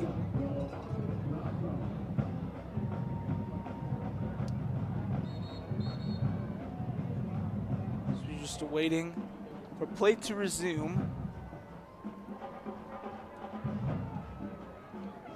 Nunley will be lined up. Split shotgun formation. Myers to his right. Mills in motion. He's going to look to throw again. He's got time, and now he's going to throw. Open. Wide open is Mills, and he will get out of bounds, but not before getting a huge gain there. And now we're seeing this Conroe offense. That's 2 back-to-back plays where they've been able to throw it deep. One of them made it incomplete, but that one was complete for a 1st down. Well, Nunley's got a good view of the field. He's seeing multiple receivers, and that's hard to do, and he's doing a good job of it right now. That'll be a handoff to Myers. And Myers bowling his way for about 6 yards. I think that's the longest run from scrimmage the Conroe's had tonight. It's amazing how a good pass or success in the pass will open up the run. Conroe showing tempo as another handoff to Myers, but this time he'll be met in the backfield. Flags fly, tackle made by number 99, Bruce Warren. That could be a face mask. We'll have to look and see here. 99, Bruce Warren, sophomore defensive tackle, in on the tackle. Personal foul, face mask, number 99 on defense. 15-yard penalty, automatic 1st down. It will be a face mask on Warren. So now for Grand Oaks, penalties, especially on the defensive side of the ball, they're starting to come back to bite them. Mistakes.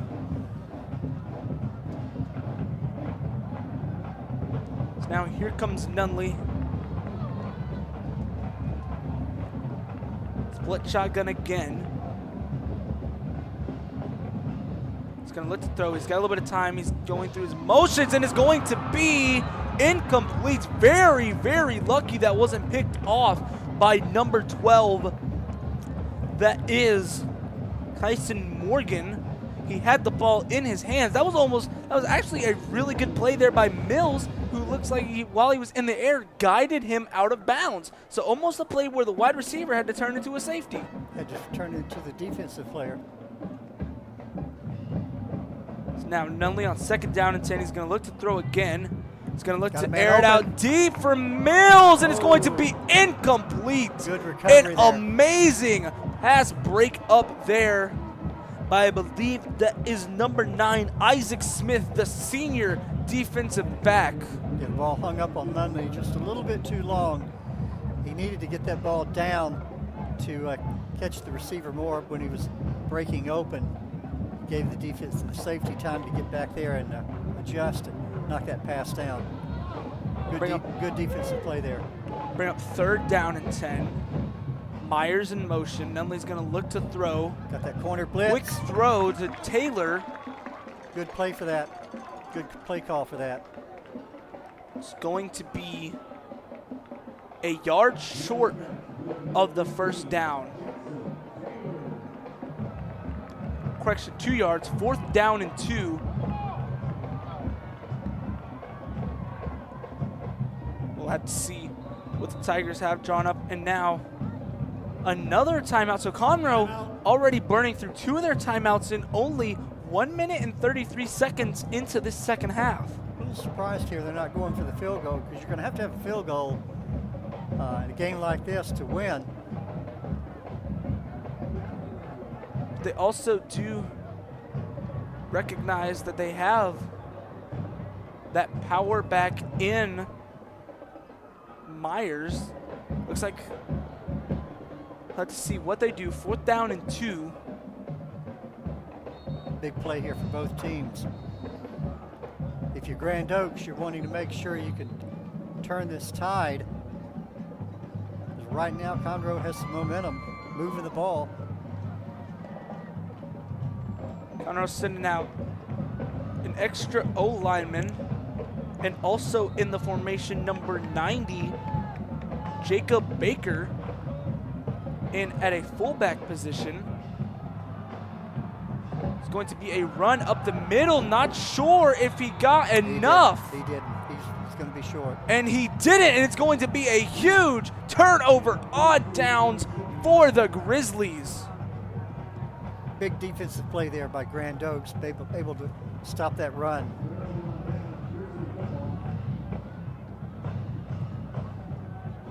So now we'll have to see whether or not Grand Oaks can capitalize. That drive only took about 1 minute and 40 seconds off the clock, so a very quick drive there. Now 1st down and 10 at their own 20. Smith will hand off to Gauze, and Gauze will be met for about a gain of 3 yards. You got to give credit to this offensive line, David, so far for this Grizzly offense, can you not? Because they have been really a main reason why Gauze has been able to get going. They pretty much own that offensive line, the line of scrimmage in the first half, right there until the end when the Conroe began to move the ball a little bit. Now another handoff to Gauze. And Gauze, once again, another short gain. And now here, Tigers are playing much better. Grand Oaks is beginning to play a little flat. They're losing their intensity that they had to begin there in the first quarter and the first half of the second quarter. They need to get that intensity back.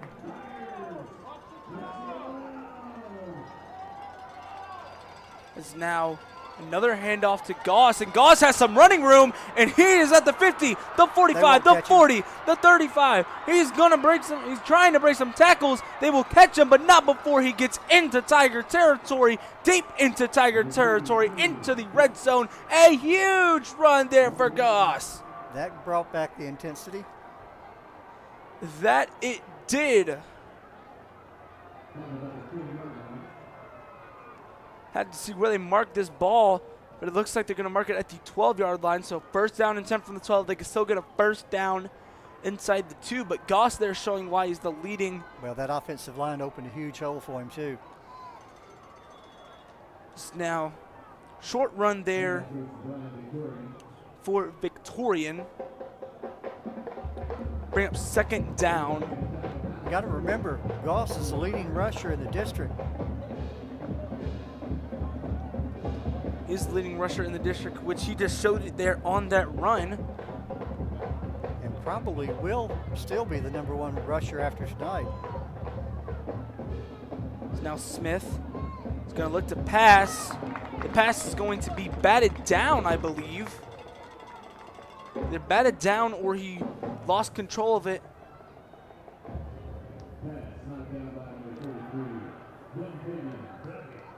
Pass blocked there by Dontavian Duckett, the defensive lineman.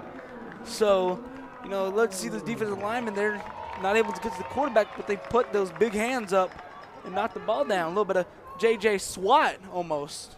If Conroe can hold Grand Oaks here to a field goal, I think that'd be a little bit of a moral victory. Pressure coming. Beautiful play call. And that will be a touchdown on the screen pass to Victorian. If there's ever a time you want to throw an outside screen, it's when the defense is in the middle of a blitz, and that's exactly what happened. That does appear to be exactly what happened, as that is the junior running back, Brian Victorian, who brings Grand Oaks' lead to penning this extra point, 21-7. Now snap is good, hold is good, kick is up, and it is good. As now the Grizzlies lead the Tigers here, 21-7 here at Buddy Moorhead Stadium. What a change in momentum. Conroe took the ball, kickoff in the first half, drove it down to around the 20-yard line, and stalled, went for it on 4th down, rather than kicking the field goal. Gave it up on downs. Grand Oaks has that big, I think that was about a 75-yard run that Goss had. Now they're up 2 scores. But still plenty of time for Conroe to climb back into this one. So now if you're Conroe on offense, we saw it work for them in the air on the last drive. What do you think needs to be done to get them back into this game and to possibly tie or get the lead? Continue what they're doing. I think they got down there and stalled because of not able to execute the pass. I was a little surprised again that they did that running play on 4th and short, relatively short, because they had very good success throwing the ball. Once again, Taylor and Mills back to return for Conroe. Rosado on to kick for Grand Oaks. Yeah, that could have been just a little bit too obvious of a running play on that 4th and 3 that they had down there close. The kick is away. Taylor will return it.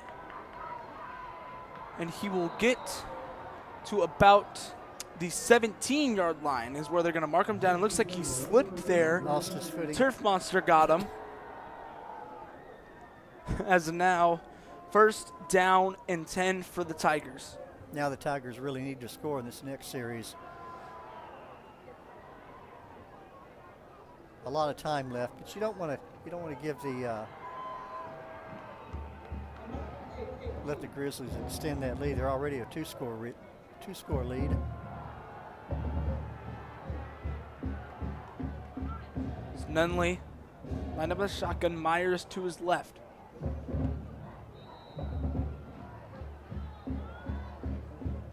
He'll take the snap, play action, evades the sack, evades it again, and he will get about 2 yards there on what could have been a sack. Great improvisation and great ability to break the sack by Nunley. Yeah, just his athleticism. He was able to elude some tacklers and get a little bit of a gain out of that. Looked like he was about to get sacked, and actually did elude one tackler in the backfield. As now, Nunley's going to look to throw flag down. That's probably going to be a hold. That is in the area of holding. Nunley was rolling out.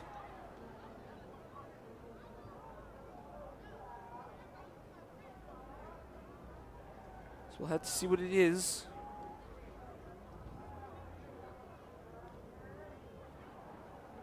Holding, offense number 74. 10-yard penalty, still 2nd down. Once again, a penalty on the freshman tackle, Half the distance. Tate Rosso. Conroe has now substituted him out in favor of junior tackle Jonathan Miller. Number 57, the new right tackle for the Tigers. It's 2nd down and 18. Tigers need to get about 10 out of this one to make it more manageable on 3rd down. Nunley's going to look to throw, and it's going to be incomplete. Too high for his intended receiver, Elijah Harris. They'll bring up 3rd down and 18. Grand Oaks has got that rush back on Nunley, not giving him much time. Rushing his throws. Nunley getting the play call from the sidelines.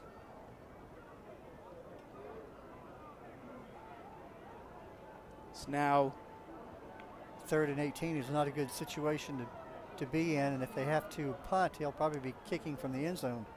Grand Oaks, and wow, that was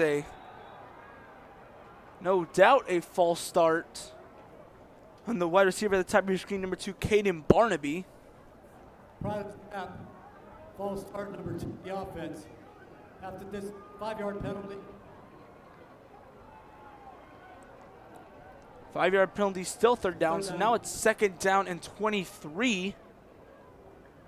And interesting, on that play, it looks like the Grizzlies were sending 7 or 8 people there on the blitz, sending all of their linebackers, leaving only 4 in coverage. Now Nunley's going to look to throw. He's in his own end zone. Got to beware of the safety check down route to Mills. And you won't get anywhere near the sticks as he will be pushed out of bounds at the 11-yard line, bringing on the punt team for Conroe. He'll probably be standing in the end zone. This is one where he definitely needs to get it out. Don't need to give Grand Oaks good field position here. The way Grand Oaks is moving the ball again.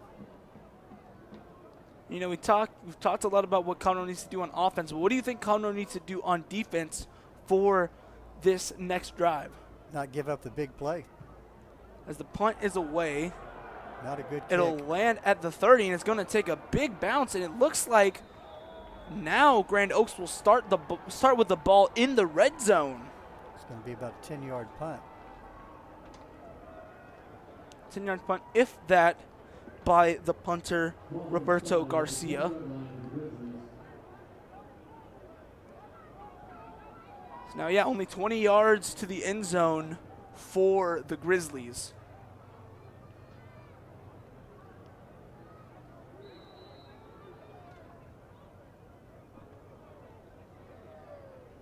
Smith will remain in the game at quarterback. Once again, this game has major playoff implications. This game could very well decide who gets that fourth and final playoff spot. As now Smith is going to look to throw.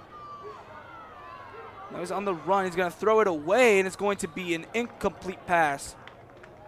Pressured there on the play by number 35, Ozzie Quintanilla. Good coverage there by the Tigers. Now 2nd down and 10 from the Tiger 20 for this Grand Oaks offense. Of course, Grand Oaks not going to be in any hurry here, leading it by 2 scores, 21-7. 21-7, 6 minutes and 53 seconds left to go here in this third quarter. It's now Smith. Going to be a play action. He's got all times. He got a man, but overshoots him. Yeah, had him wide open. That was number 6, Darnell Jackson, who had the huge, long touchdown catch taken off the board by a penalty earlier, right before the end of the second quarter. That was one of the first errant passes I think that Smith has had all night. He's been pretty accurate up to this point.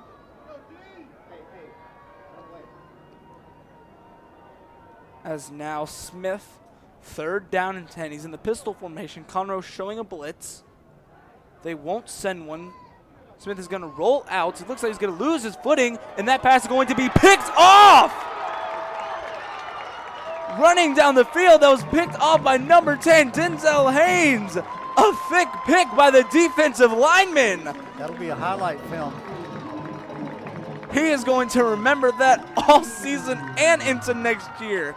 The junior defensive lineman, very great awareness there, or very good awareness, I should say, to get that tipped pass. Just good heads-up football.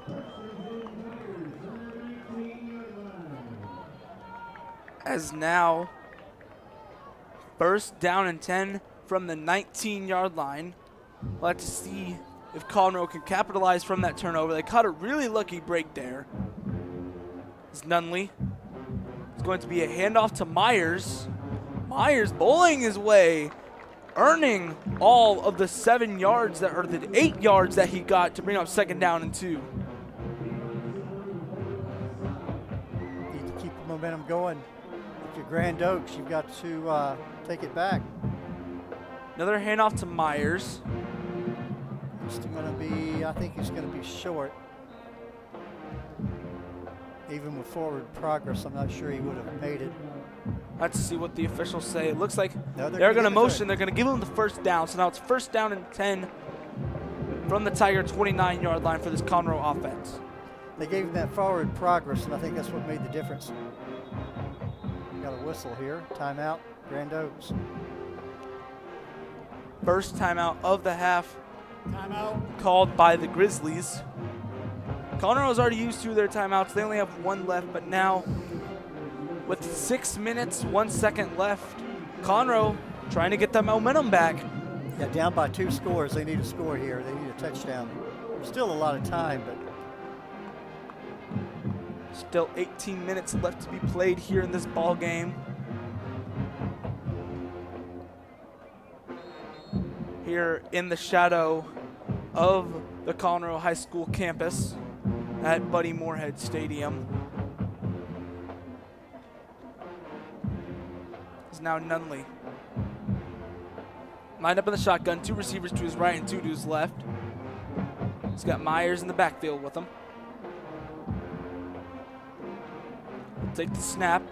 Play action pass. He's got a little bit of time. He's going to find his man, Elijah Harris, over the middle for a first down. And he is going to be clotheslined down on the tackle by number 5, the junior defensive back, Jalen Ashley. good play there. Nunley's doing basically a three-step drop. Able to get his pass away pretty quickly. Handoff to Myers.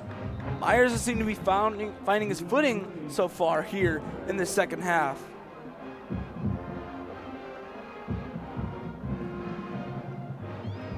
So now once again going with the tempo, no huddle offense. Nunley is going to look to throw. He's being pressured, and he will be sacked in the backfield. The big number 79. That is Jacob Davis, senior defensive lineman, in on the sack to bring up third down and long. Big third down play for, or second down play, I should say, for the Grand Oaks there. This is almost like a good boxing match, you know, going back and forth. Nunley, play action. Has time to throw, will find Harris great over pass. the middle again. Harris trying to break some tackles, will get the first down and get into Grizzly territory. First down and 10 now at the Grizzly 45-yard line. We're going to have an official timeout. Now we're going to have an official timeout for a injured Grizzly. Yeah, Nunley's doing a good job testing that secondary for Grand Oaks and winning the battle right now. His offensive line is giving him just enough time to throw the ball.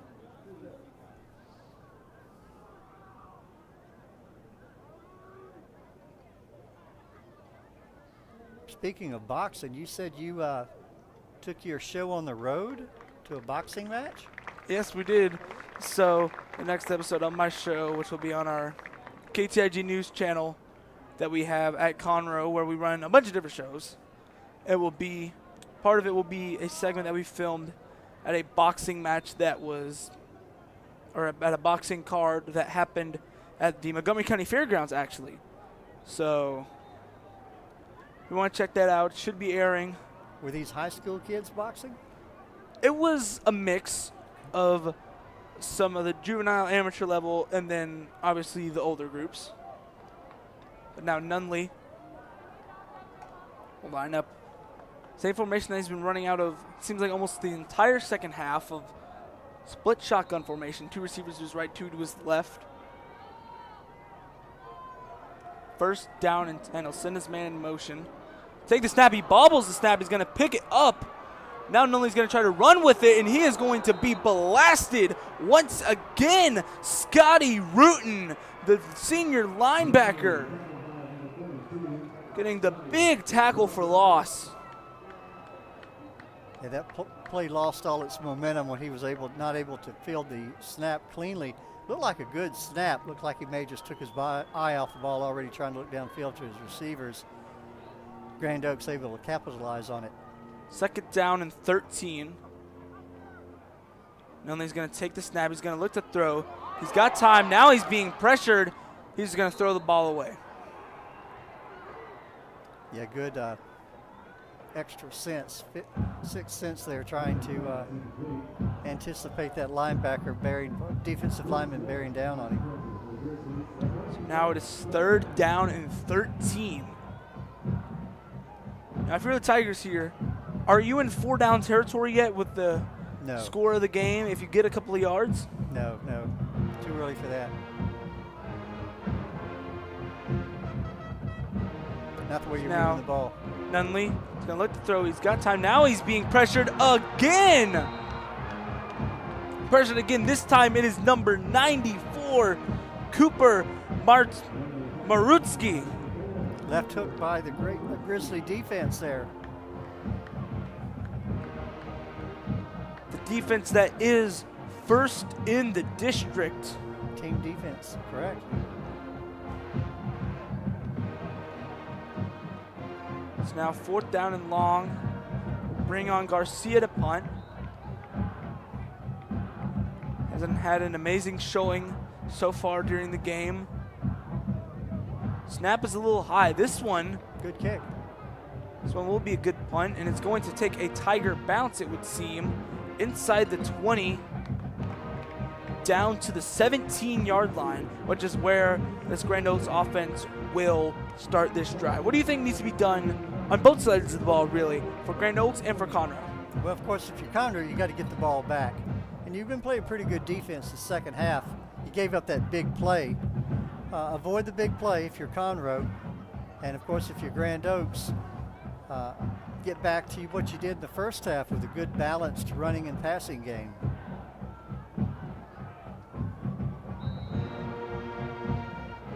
So now Smith will hand it off to Goss, who will get 2 on the carry and bring up 2nd down and 8. I don't think I've ever seen a smaller running back who is able to elude tacklers any better than Goss. He almost reminds you of someone like a Darren Sproles from the 2000s and the Eagles. Some of those small players that are very shifty. Well, smaller players like that, I think, from a defensive perspective, can be harder to see, and I think they use that to their advantage. So now it'll be another handoff to Goss. He'll get another 2 yards to bring up 2nd down. 2nd down and 5, I believe. So it feels like we've been saying this a lot. But in this game, all 3rd downs are big, but it's a big 3rd down for this Conroe Tiger defense to get a stop. Yeah, we've only got 2 minutes and 10 seconds counting in the 3rd quarter. Conroe's 2 scores down. Grand Oaks wanting to keep this ball, to sustain this drive. Free play here. It's going to launch it deep down the field, and it's going to be incomplete. That's going to be offsides, but with that being 3rd down and 4, that's going to be a 1st down for the Grizzlies. Yes, it will. Very unfortunate penalty for the Tigers at this point in the game. Defense number 43. 5-yard penalty.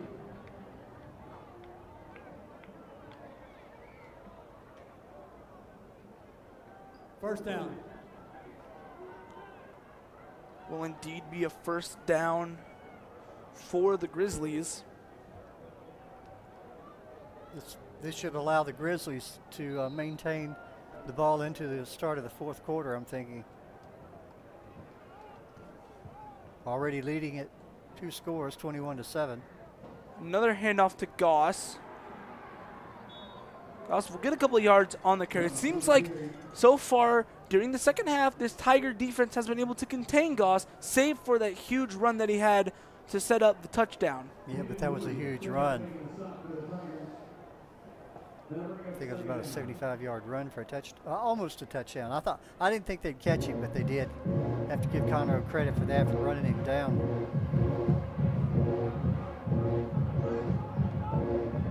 Shift in the formation. Another handoff to Goss. And now Goss breaking tackles for a 1st down. Showing why he is that leading rusher in the district and why he will remain the rushing king most likely after this week.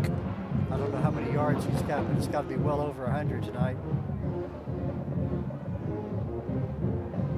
So now knocking on the door of Tiger territory is this Grand Oaks offense. And as mentioned earlier, they do have a 2-touchdown lead already on the Tigers. He might even be approaching 200 yards. Smith in the pistol. Be a handoff to Victorian. Be brought down exactly at midfield, or correction, the 49-yard line, so in Tiger territory to bring up 2nd down and 5. 25 seconds left on the clock. They don't have to run another play, and they won't. So going into the 4th quarter, your score will be the Grizzlies 21 and the home team Conroe Tigers 7. David, what does Conroe need to do in this 4th quarter? Stop the Grizzly offense, which so far they're the end of the almost third playing like they quarter. played at the beginning of the game, giving up large chunks of turf. I think again here now we're seeing the Grizzly offensive line really taking charge again and moving that defensive front for Conroe around at will. Always got to give credit to the offensive line. 'Cause, I mean, if you don't have a good offensive line, you don't have a good offense.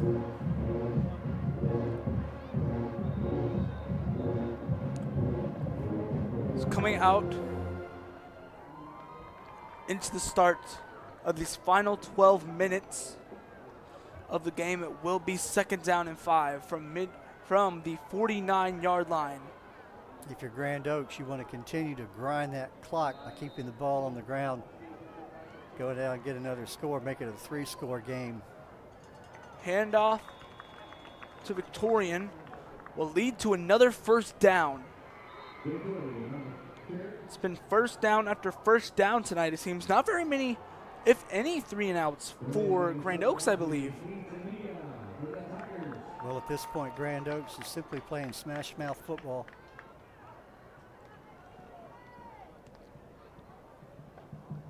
Once again, all credit to that offensive line, who has, as you said, been dominating so far in this game. Now a handoff, go for about 2 yards. I believe that was Victorian again. Was Victorian again.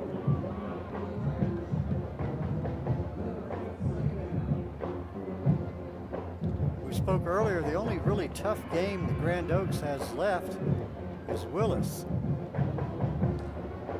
So yeah, they're in prime position for a playoff spot if they do leave Buddy Moorhead Stadium with a win. Conroe, on the other hand, has both the Woodlands and Willis. A Smith there, the quarterback run, taken down for about 2 yards.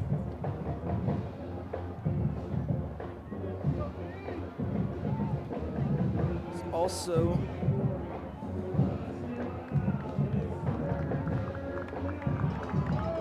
actually tomorrow, Willis will play New Caney. So since they're in a different ISD as most of these Conroe schools, they do have the day off of. As now Goss trying to find some open field, stiff arms a man directly into the ground. Outstanding play there. He may be small, but he is mighty. Not Demetrius Johnson, but he is a very mighty mouse there, as you could say. Like I keep going back to the word elusive. He's not easy to bring down for his size. He's shown there he's elusive, but he's also powerful. He just stiff-armed number 1 James Koloski. With strong legs and low center of gravity. It's now under 10 minutes left to go into the game. A handoff to number 39 for the Grizzlies, Caden Carter, sophomore running back. Yeah, the Grizzlies can really eat up that clock now.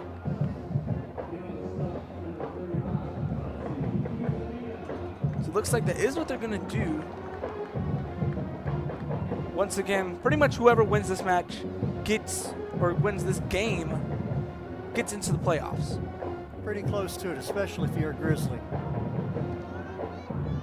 And for Grand Oaks, it would be the first time in school history, which is actually incredibly impressive for a school that about 7 years ago wasn't around, as now that pass just thrown directly into the Conroe sideline. I mean, if you really think about it, how incredible is it for in a district like this, a school that only opened less than a decade ago is already competing for playoff spots? They're slowly building a very good athletic program over at Grand Oaks. Their girls volleyball team, One of the best in the nation. I don't want to use the word dynasty too quick, but they're on their way to that. No flag, but Smith is going to launch it deep. Incomplete pass to bring up 4th and 10. I think that was a play where They thought that they jumped off sides. I thought they thought that there was a flag coming. Even still, it would have been a free play.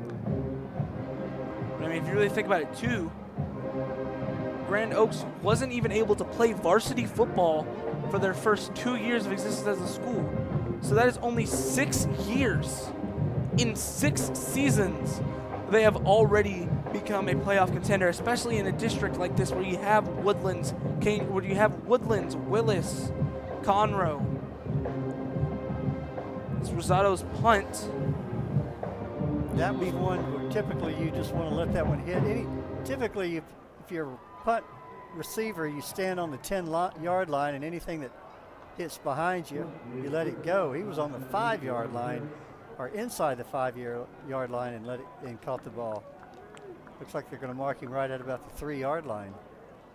It'll be the 3-yard line is where they will mark it. So 97 yards to go for this Conroe offense to get into the end zone and try to start chipping away at this Grand Oaks lead. Talking about Grand Oaks and their athletic program, that area, that side of I-45 along that 99 corridor just continues to grow. And of course that only increases their pool of talent. So now Nunley's going to look to throw from his own end zone. Got his man open. Go find his man open, Mills. Pass will be complete for a first down at the 15-yard line. Mills has had himself a really good game, actually. Normally, Conroe is a team that spreads the ball around a lot, but most of the targets from Nunley have gone to Mills so far. Well, let's not forget, too, that the offense or the defense who got a man wide open. Nunley going deep down the field, and it's going to be incomplete. Pass intended for number 2, Caden Barnaby. Great pass coverage there by Jensen Solares. He's able to get his arm in there and knock the ball loose. Again, the ball hung up a little bit. If Nunley had been able to get a little more mustard on that ball and get it further down the field, he may have caught it in stride. Grand Oaks sending a blitz. And Nunley's going to evade the sack again. But he will be tackled by that second wave of blitzers. And that will be number 28. Cullen Thompson. It feels like we've been calling his name a whole lot today. He's been around the ball a lot. What I was going to say earlier, the Conroe defense did a great job holding Grand Oaks there, keeping them out of the end zone, or forcing the punt, really, to get the ball back, which really has kept Conroe in the game. But they've got a score here, being down by two scores. So now Nunley's going to look to throw. Evades pressure, looking deep down the field for Barnaby again. But Barnaby looks like he lost his footing on the route. Well, probably just a little bit too much mustard on that. Now Conroe is going to have to punt, and they're running out of opportunities here with 7:29 left in the game. Garcia to punt from his own end zone. It's been a good game, as we expected. It has been a good game, especially if you are a defensive guy.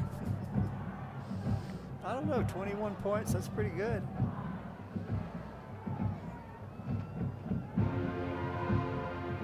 I don't remember what exactly the magic number is, but there's coaches who will say that Garcia gets the kick away, and it's going to take a good bounce. Somewhere between 20 and 30 points. If you can put that many points on the board and you have a decent defense, you should be able to win. Luckily for Grand Oaks, they have a great defense. That defense has definitely been showing it tonight. So now out will come the offense for the Grizzlies.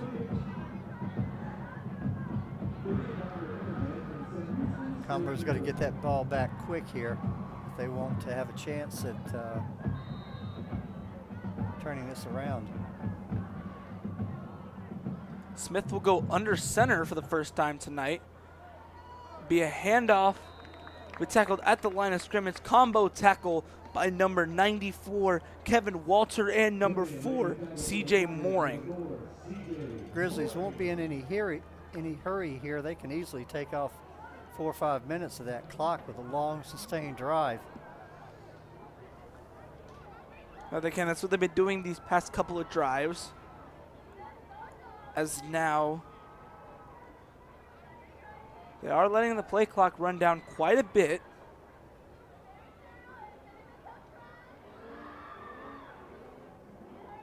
Take the snap, a handoff to Gauze. And Gauze will get a good gain on the carry. We'll bring up 3rd down and short for this Grizzly offense. I don't know how many carries he's had tonight, Wes, but it must be in upwards of 30. And looks like he will. And with the number of yards that he's been getting, like, he's going to maintain the 7.5 yards of carry that he came into the game with. He is their workhorse running back, no doubt. It's now shift in the formation for Grand Oaks. Handoff to Victorian. Not enough for the first down. Offense looks like they're going to stay on the field. I'm sure they're going to punt this ball. No, they're waving off the punt team, so offense will call stay here. on the field for 4th and 2. 5 minutes, 30 seconds left. They may let the clock run out, even take a penalty here with their kicker. Now they're going to fire drill it. They're going to have to get it going here. 5 seconds, 4, 3, I don't think they're going to 2. do it. They will be able to get it off. So it's a good punt. Be down at the 21-yard line. A fire drill punt there. Able to. That's actually some really impressive stuff that they were able to run the punt team out that quickly. Not typical of Rosada and his kicks. He's been averaging over 44 yards a kick. And I don't think he reached it with that kick, but he was able to get the ball off. Ball be placed at the 22-yard line. And if Conroe needed to score points at any point in the game, I feel like this is the point where they need to score now. If they don't score in this series, it's over. 4 receivers to Nunley's left, 1 to his right. Nunley is going to look to throw, and it's going to be intercepted on the sideline by number 29. That is Sebastian Hill on the pick. Good rush there by the Grizzly defense. Got Nunley to throw a ball that really shouldn't have been thrown, and gave the ball hung up there, gave the safety plenty of time to run under it, jump the route, and the Grizzlies are back in business in Conroe territory. And that could be the dagger for this Conroe team. As now a flag is thrown, a very late flag. Whoa. Tempers flaring between players and coaches, it would appear.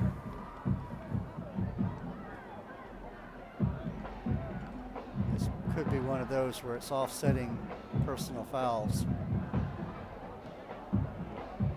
A lot of pointing going on by the officials out there right now in both directions.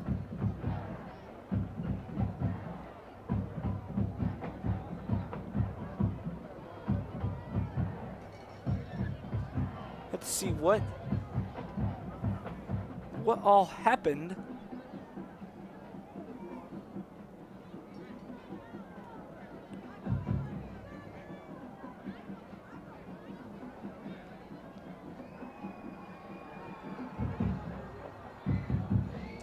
Still discussing from the officials.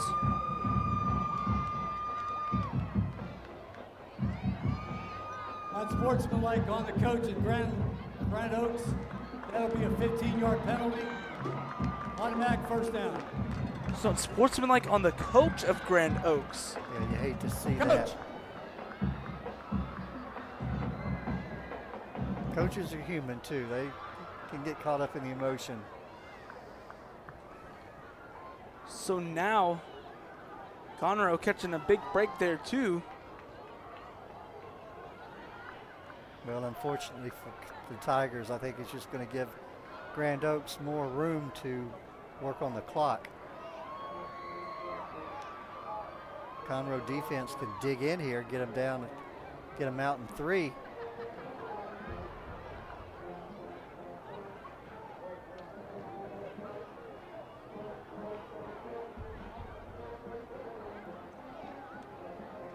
Now we're still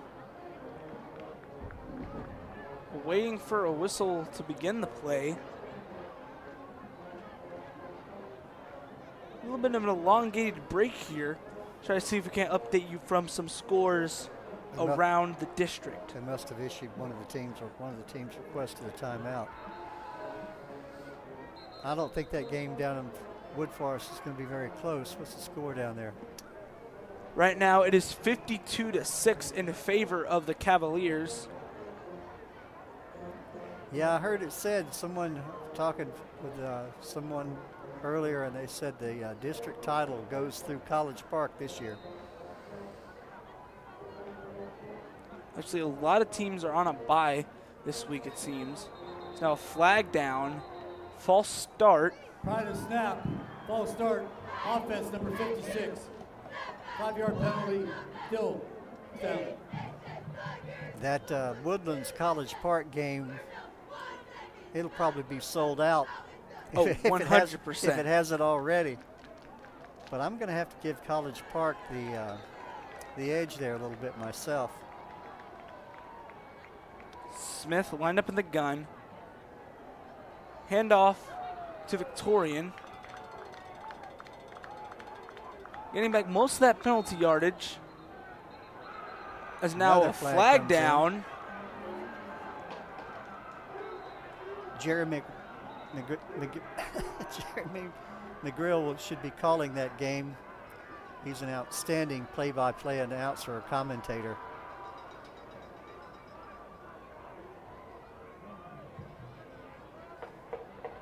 Now we'll have to see what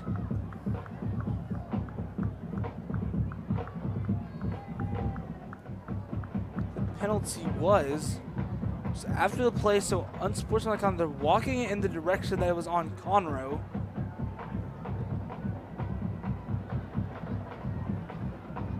Unsportsmanlike taunting number 24, the 15-yard penalty. Automatic first. They had number 24, Xavier Harmon there.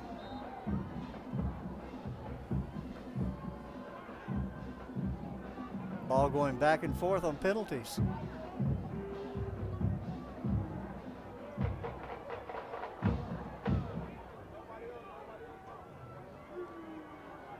It's now from the gun, first down and 10 for Smith. Smith's going to hand it off to Victorian. They'll get to about the 25-yard line. It looks like the Grizzlies, they're just trying to run out the clock right now. Absolutely. Try to just get out of here with a win. 14-point win, 4:06 and counting left in the game. They don't even need to score, just burn up the clock.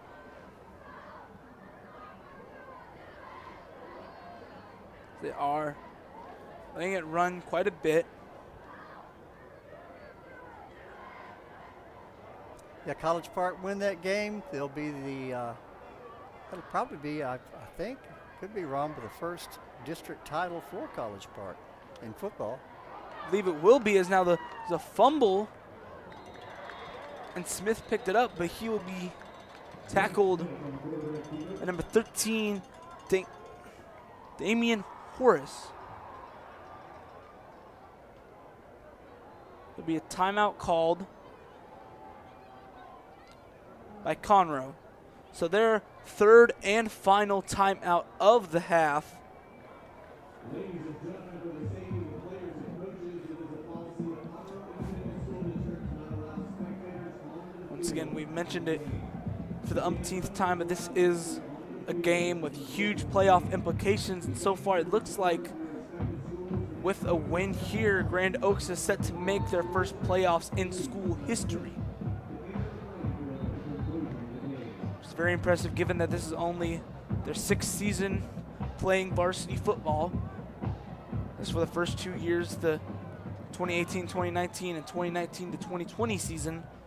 They were not allowed to play football due to regulations, am I correct? Yes. Well, it takes you that long just to, I think they had the junior varsity team. It takes you 4 years, if you think about it, long enough to get kids through the program to reach the senior level. So now Smith. They're just going to run the clock out.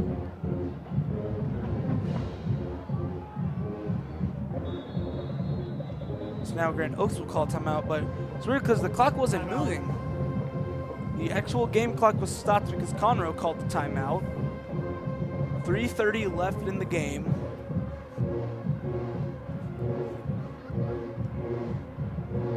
Conroe, at this point, they are just trying to get to their next week, which next week their matchup will be against. Actually, next week is their game against Willis. So you played at Willis at Yates Stadium. Doesn't get any easier. No, it's just not. Final 4 games this season for Conroe will be Willis, Caney Creek, Woodlands, and Cleveland. If Conroe wants, And they may be catching the Woodlands after that game with College Park.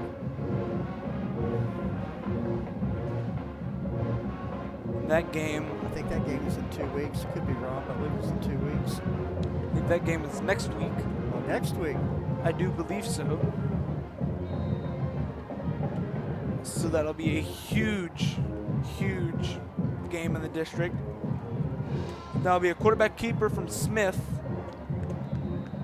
Be ankle tackled by number 35, Ozzy Quintanilla.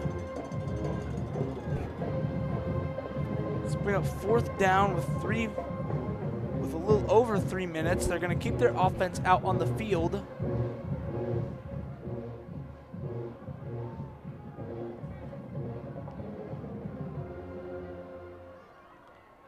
Now under 3 minutes left. Gonna go under center. Gonna go quarterback sneak, a little bit of a tush push there. And they will get enough for the first down, I believe. That is the indication. Yep, so first down. And this is gonna allow the Grizzlies to keep on running out the clock. They have taken up almost like 6 minutes of play clock time on this drive. They're already in field goal territory. And they have really, really controlled the time of possession here. It's Goss bouncing off tacklers. Get inside the 10 for 1st and goal. And that play will most likely bring us to the 2-minute timeout. Conroe band playing an old favorite in terms of high school football. You know the name of that song, Wes? I don't believe I do. That almost goes back to my days in high school. I believe the name of that song is The Horse. Crank up the field mic a little bit. Both bands, they have been playing their hearts out tonight.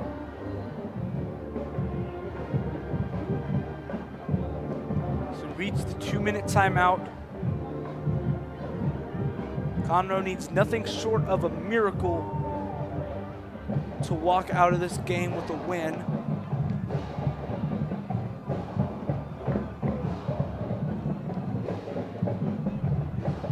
The Grizzlies lead by 14 with first and goal at the Conroe 6.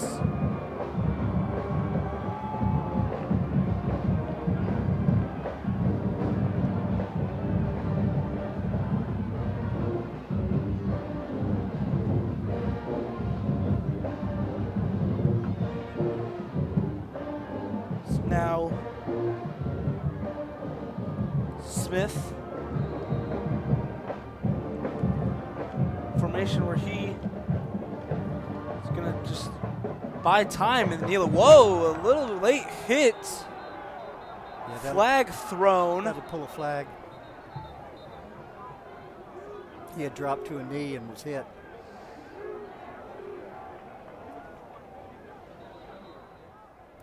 Well, thank you, Conroe Band, for that little brief trip down memory lane. The band, always a good point. The Conroe Band, I will say this, they are actually really good.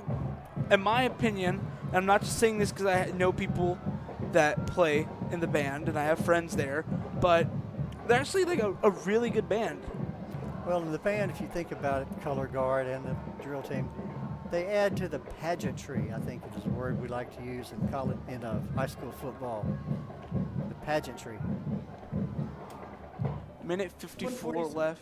I think the band members have a slang term for that music that they play in the stands that has really just more entertainment value than anything not part of their halftime program, and that is stand trash.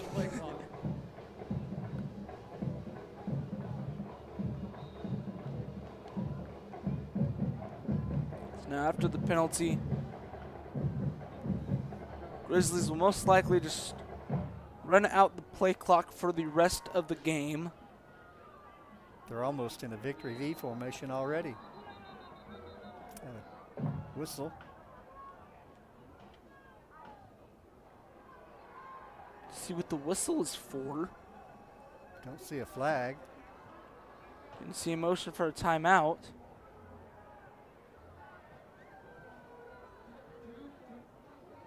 This is odd.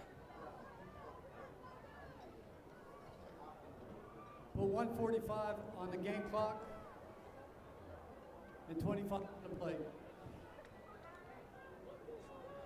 Looks like it was just an error by the clock operator. Yeah, the clock continued to run.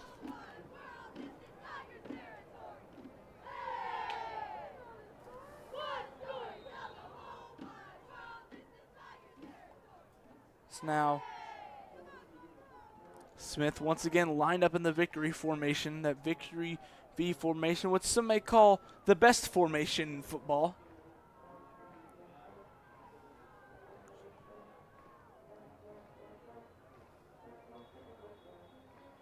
It's now another whistle, but this time a timeout from Grand Oaks. Timeout.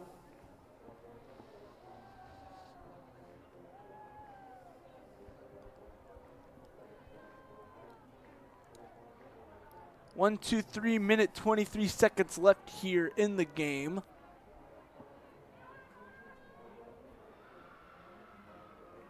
I'd like to thank all of our viewers for sticking with us through this game and bearing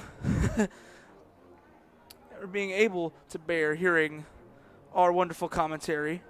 Well, it was a close game for most of it, Wes. I should say Big Wes, as you're known around the campus here at Conroe High School. Yeah, that is my nickname. What actually most people know me by. I feel like I get called that more than my actual name most of the time. Because it's either Wes or Big Wes. My real name is Wesley, but it's really only close friends and family that call me that now, and sometimes even my family uses Wes. Handoff to Goss, and he will walk into the end zone for a touchdown to just extend the lead for the Grizzlies.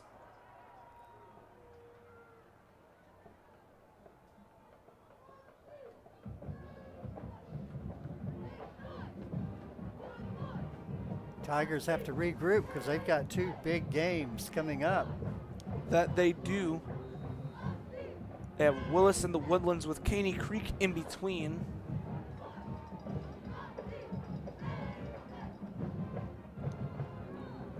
Extra point is good. Little under a minute and 20 seconds left in the game.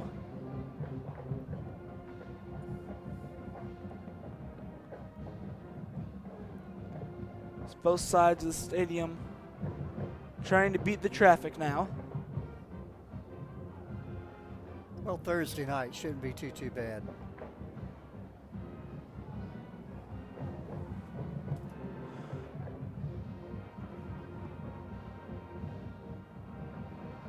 I will say one thing too for Grand Oaks. We were talking earlier about their athletic programs. They've really got a very close-knit feeder system over there.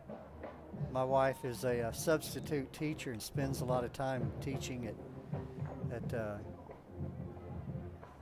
schools that are part of the Grand Oaks High School feeder system.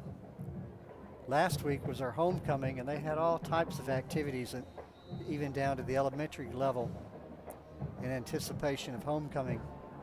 We mentioned their volleyball program is quickly becoming a dynasty over there.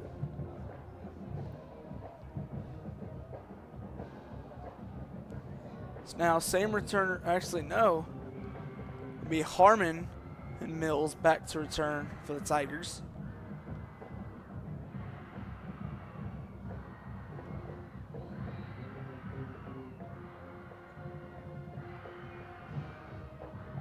Zada will squib kick it. That ball is live. That's a live ball. Did the Grizzlies recover it? He would have if he'd have held on to it.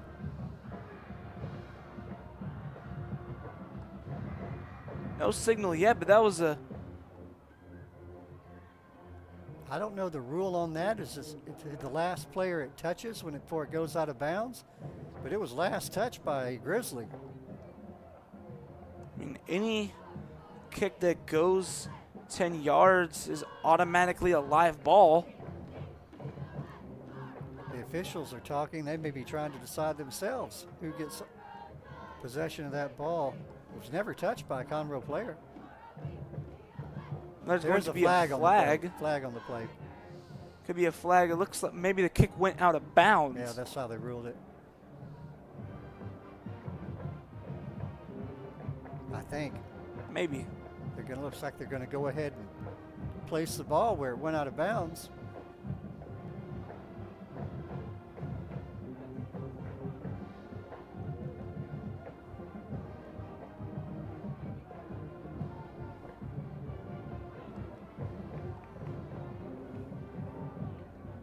So now I'll go back to the correct yard line to where it would be for a kick out of bounds penalty. I think they're going to re-kick it. Kick out of bounds by the kicking team. We'll re-kick. They will re-kick it. Have to see if they still go with that squib kick that they did.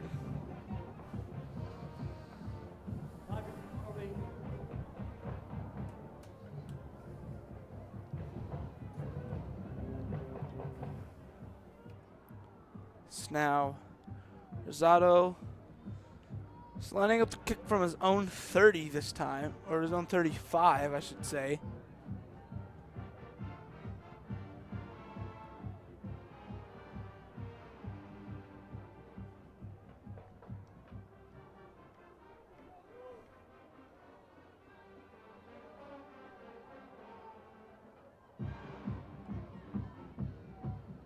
So now ball is officially teed up. 1 minute and 15 seconds left here in the game.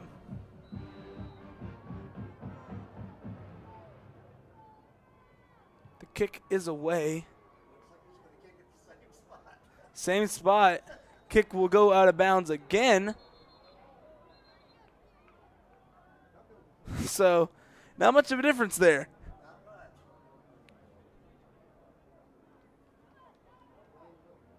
Said anything I can do, I think myself can do it better.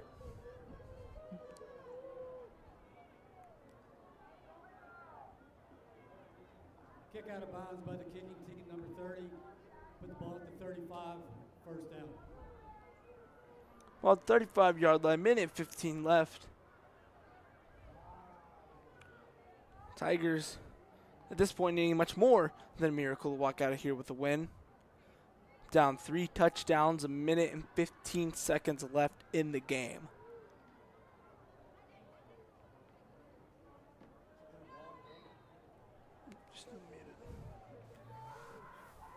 Yeah, it's been a long game, Wes.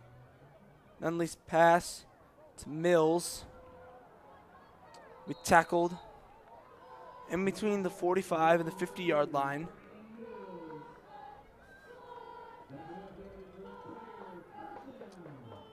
A minute left.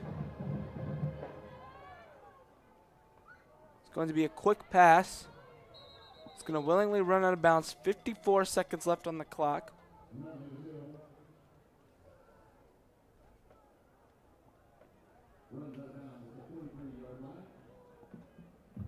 So now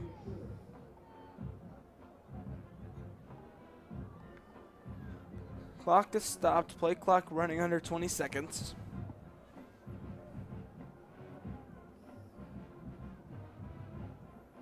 Then they'll take the snap. He's going to look to throw over the middle Look at for there. Jackson Taylor, and he will go into the end zone for a touchdown.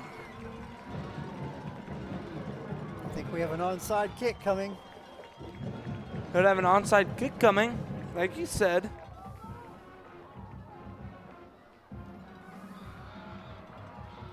There go the lights again for the stadium. Well, that's one of the benefits when you have two CISD schools playing each other. You get to see the lights when either team scores, the strobe lights. Now snap is good, kick is good. The kick is good. So now let's see if they will be able to convert this onside kick. That was a very quick score.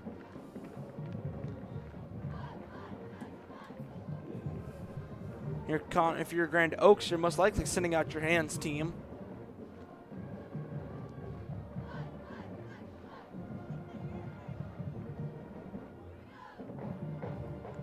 We'll have to see what comes of this last gasp attempt to salvage some points here by the Tigers.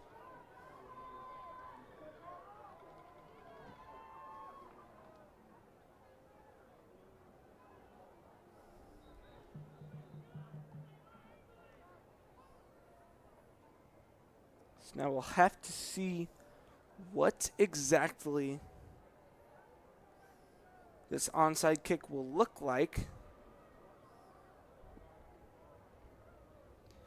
Grizzlies playing people exactly at 10 yards.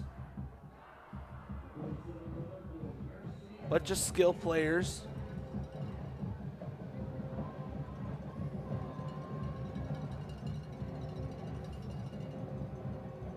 Actually switched to kickers, and and is going to go out of bounds.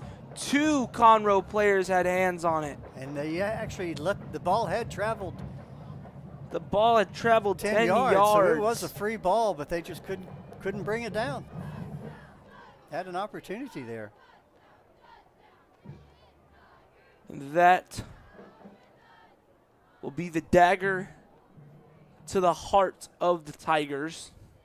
Wes, it's always a pleasure to call a game with you. It's same here, man. I always love doing the games with all of the commentators that we have here at the district. All of them are really wonderful to work with. Always helping me through my young broadcasting career. I'm going to look for you in the future in broadcasting, my friend. So now the Grizzlies will have to run 2 plays.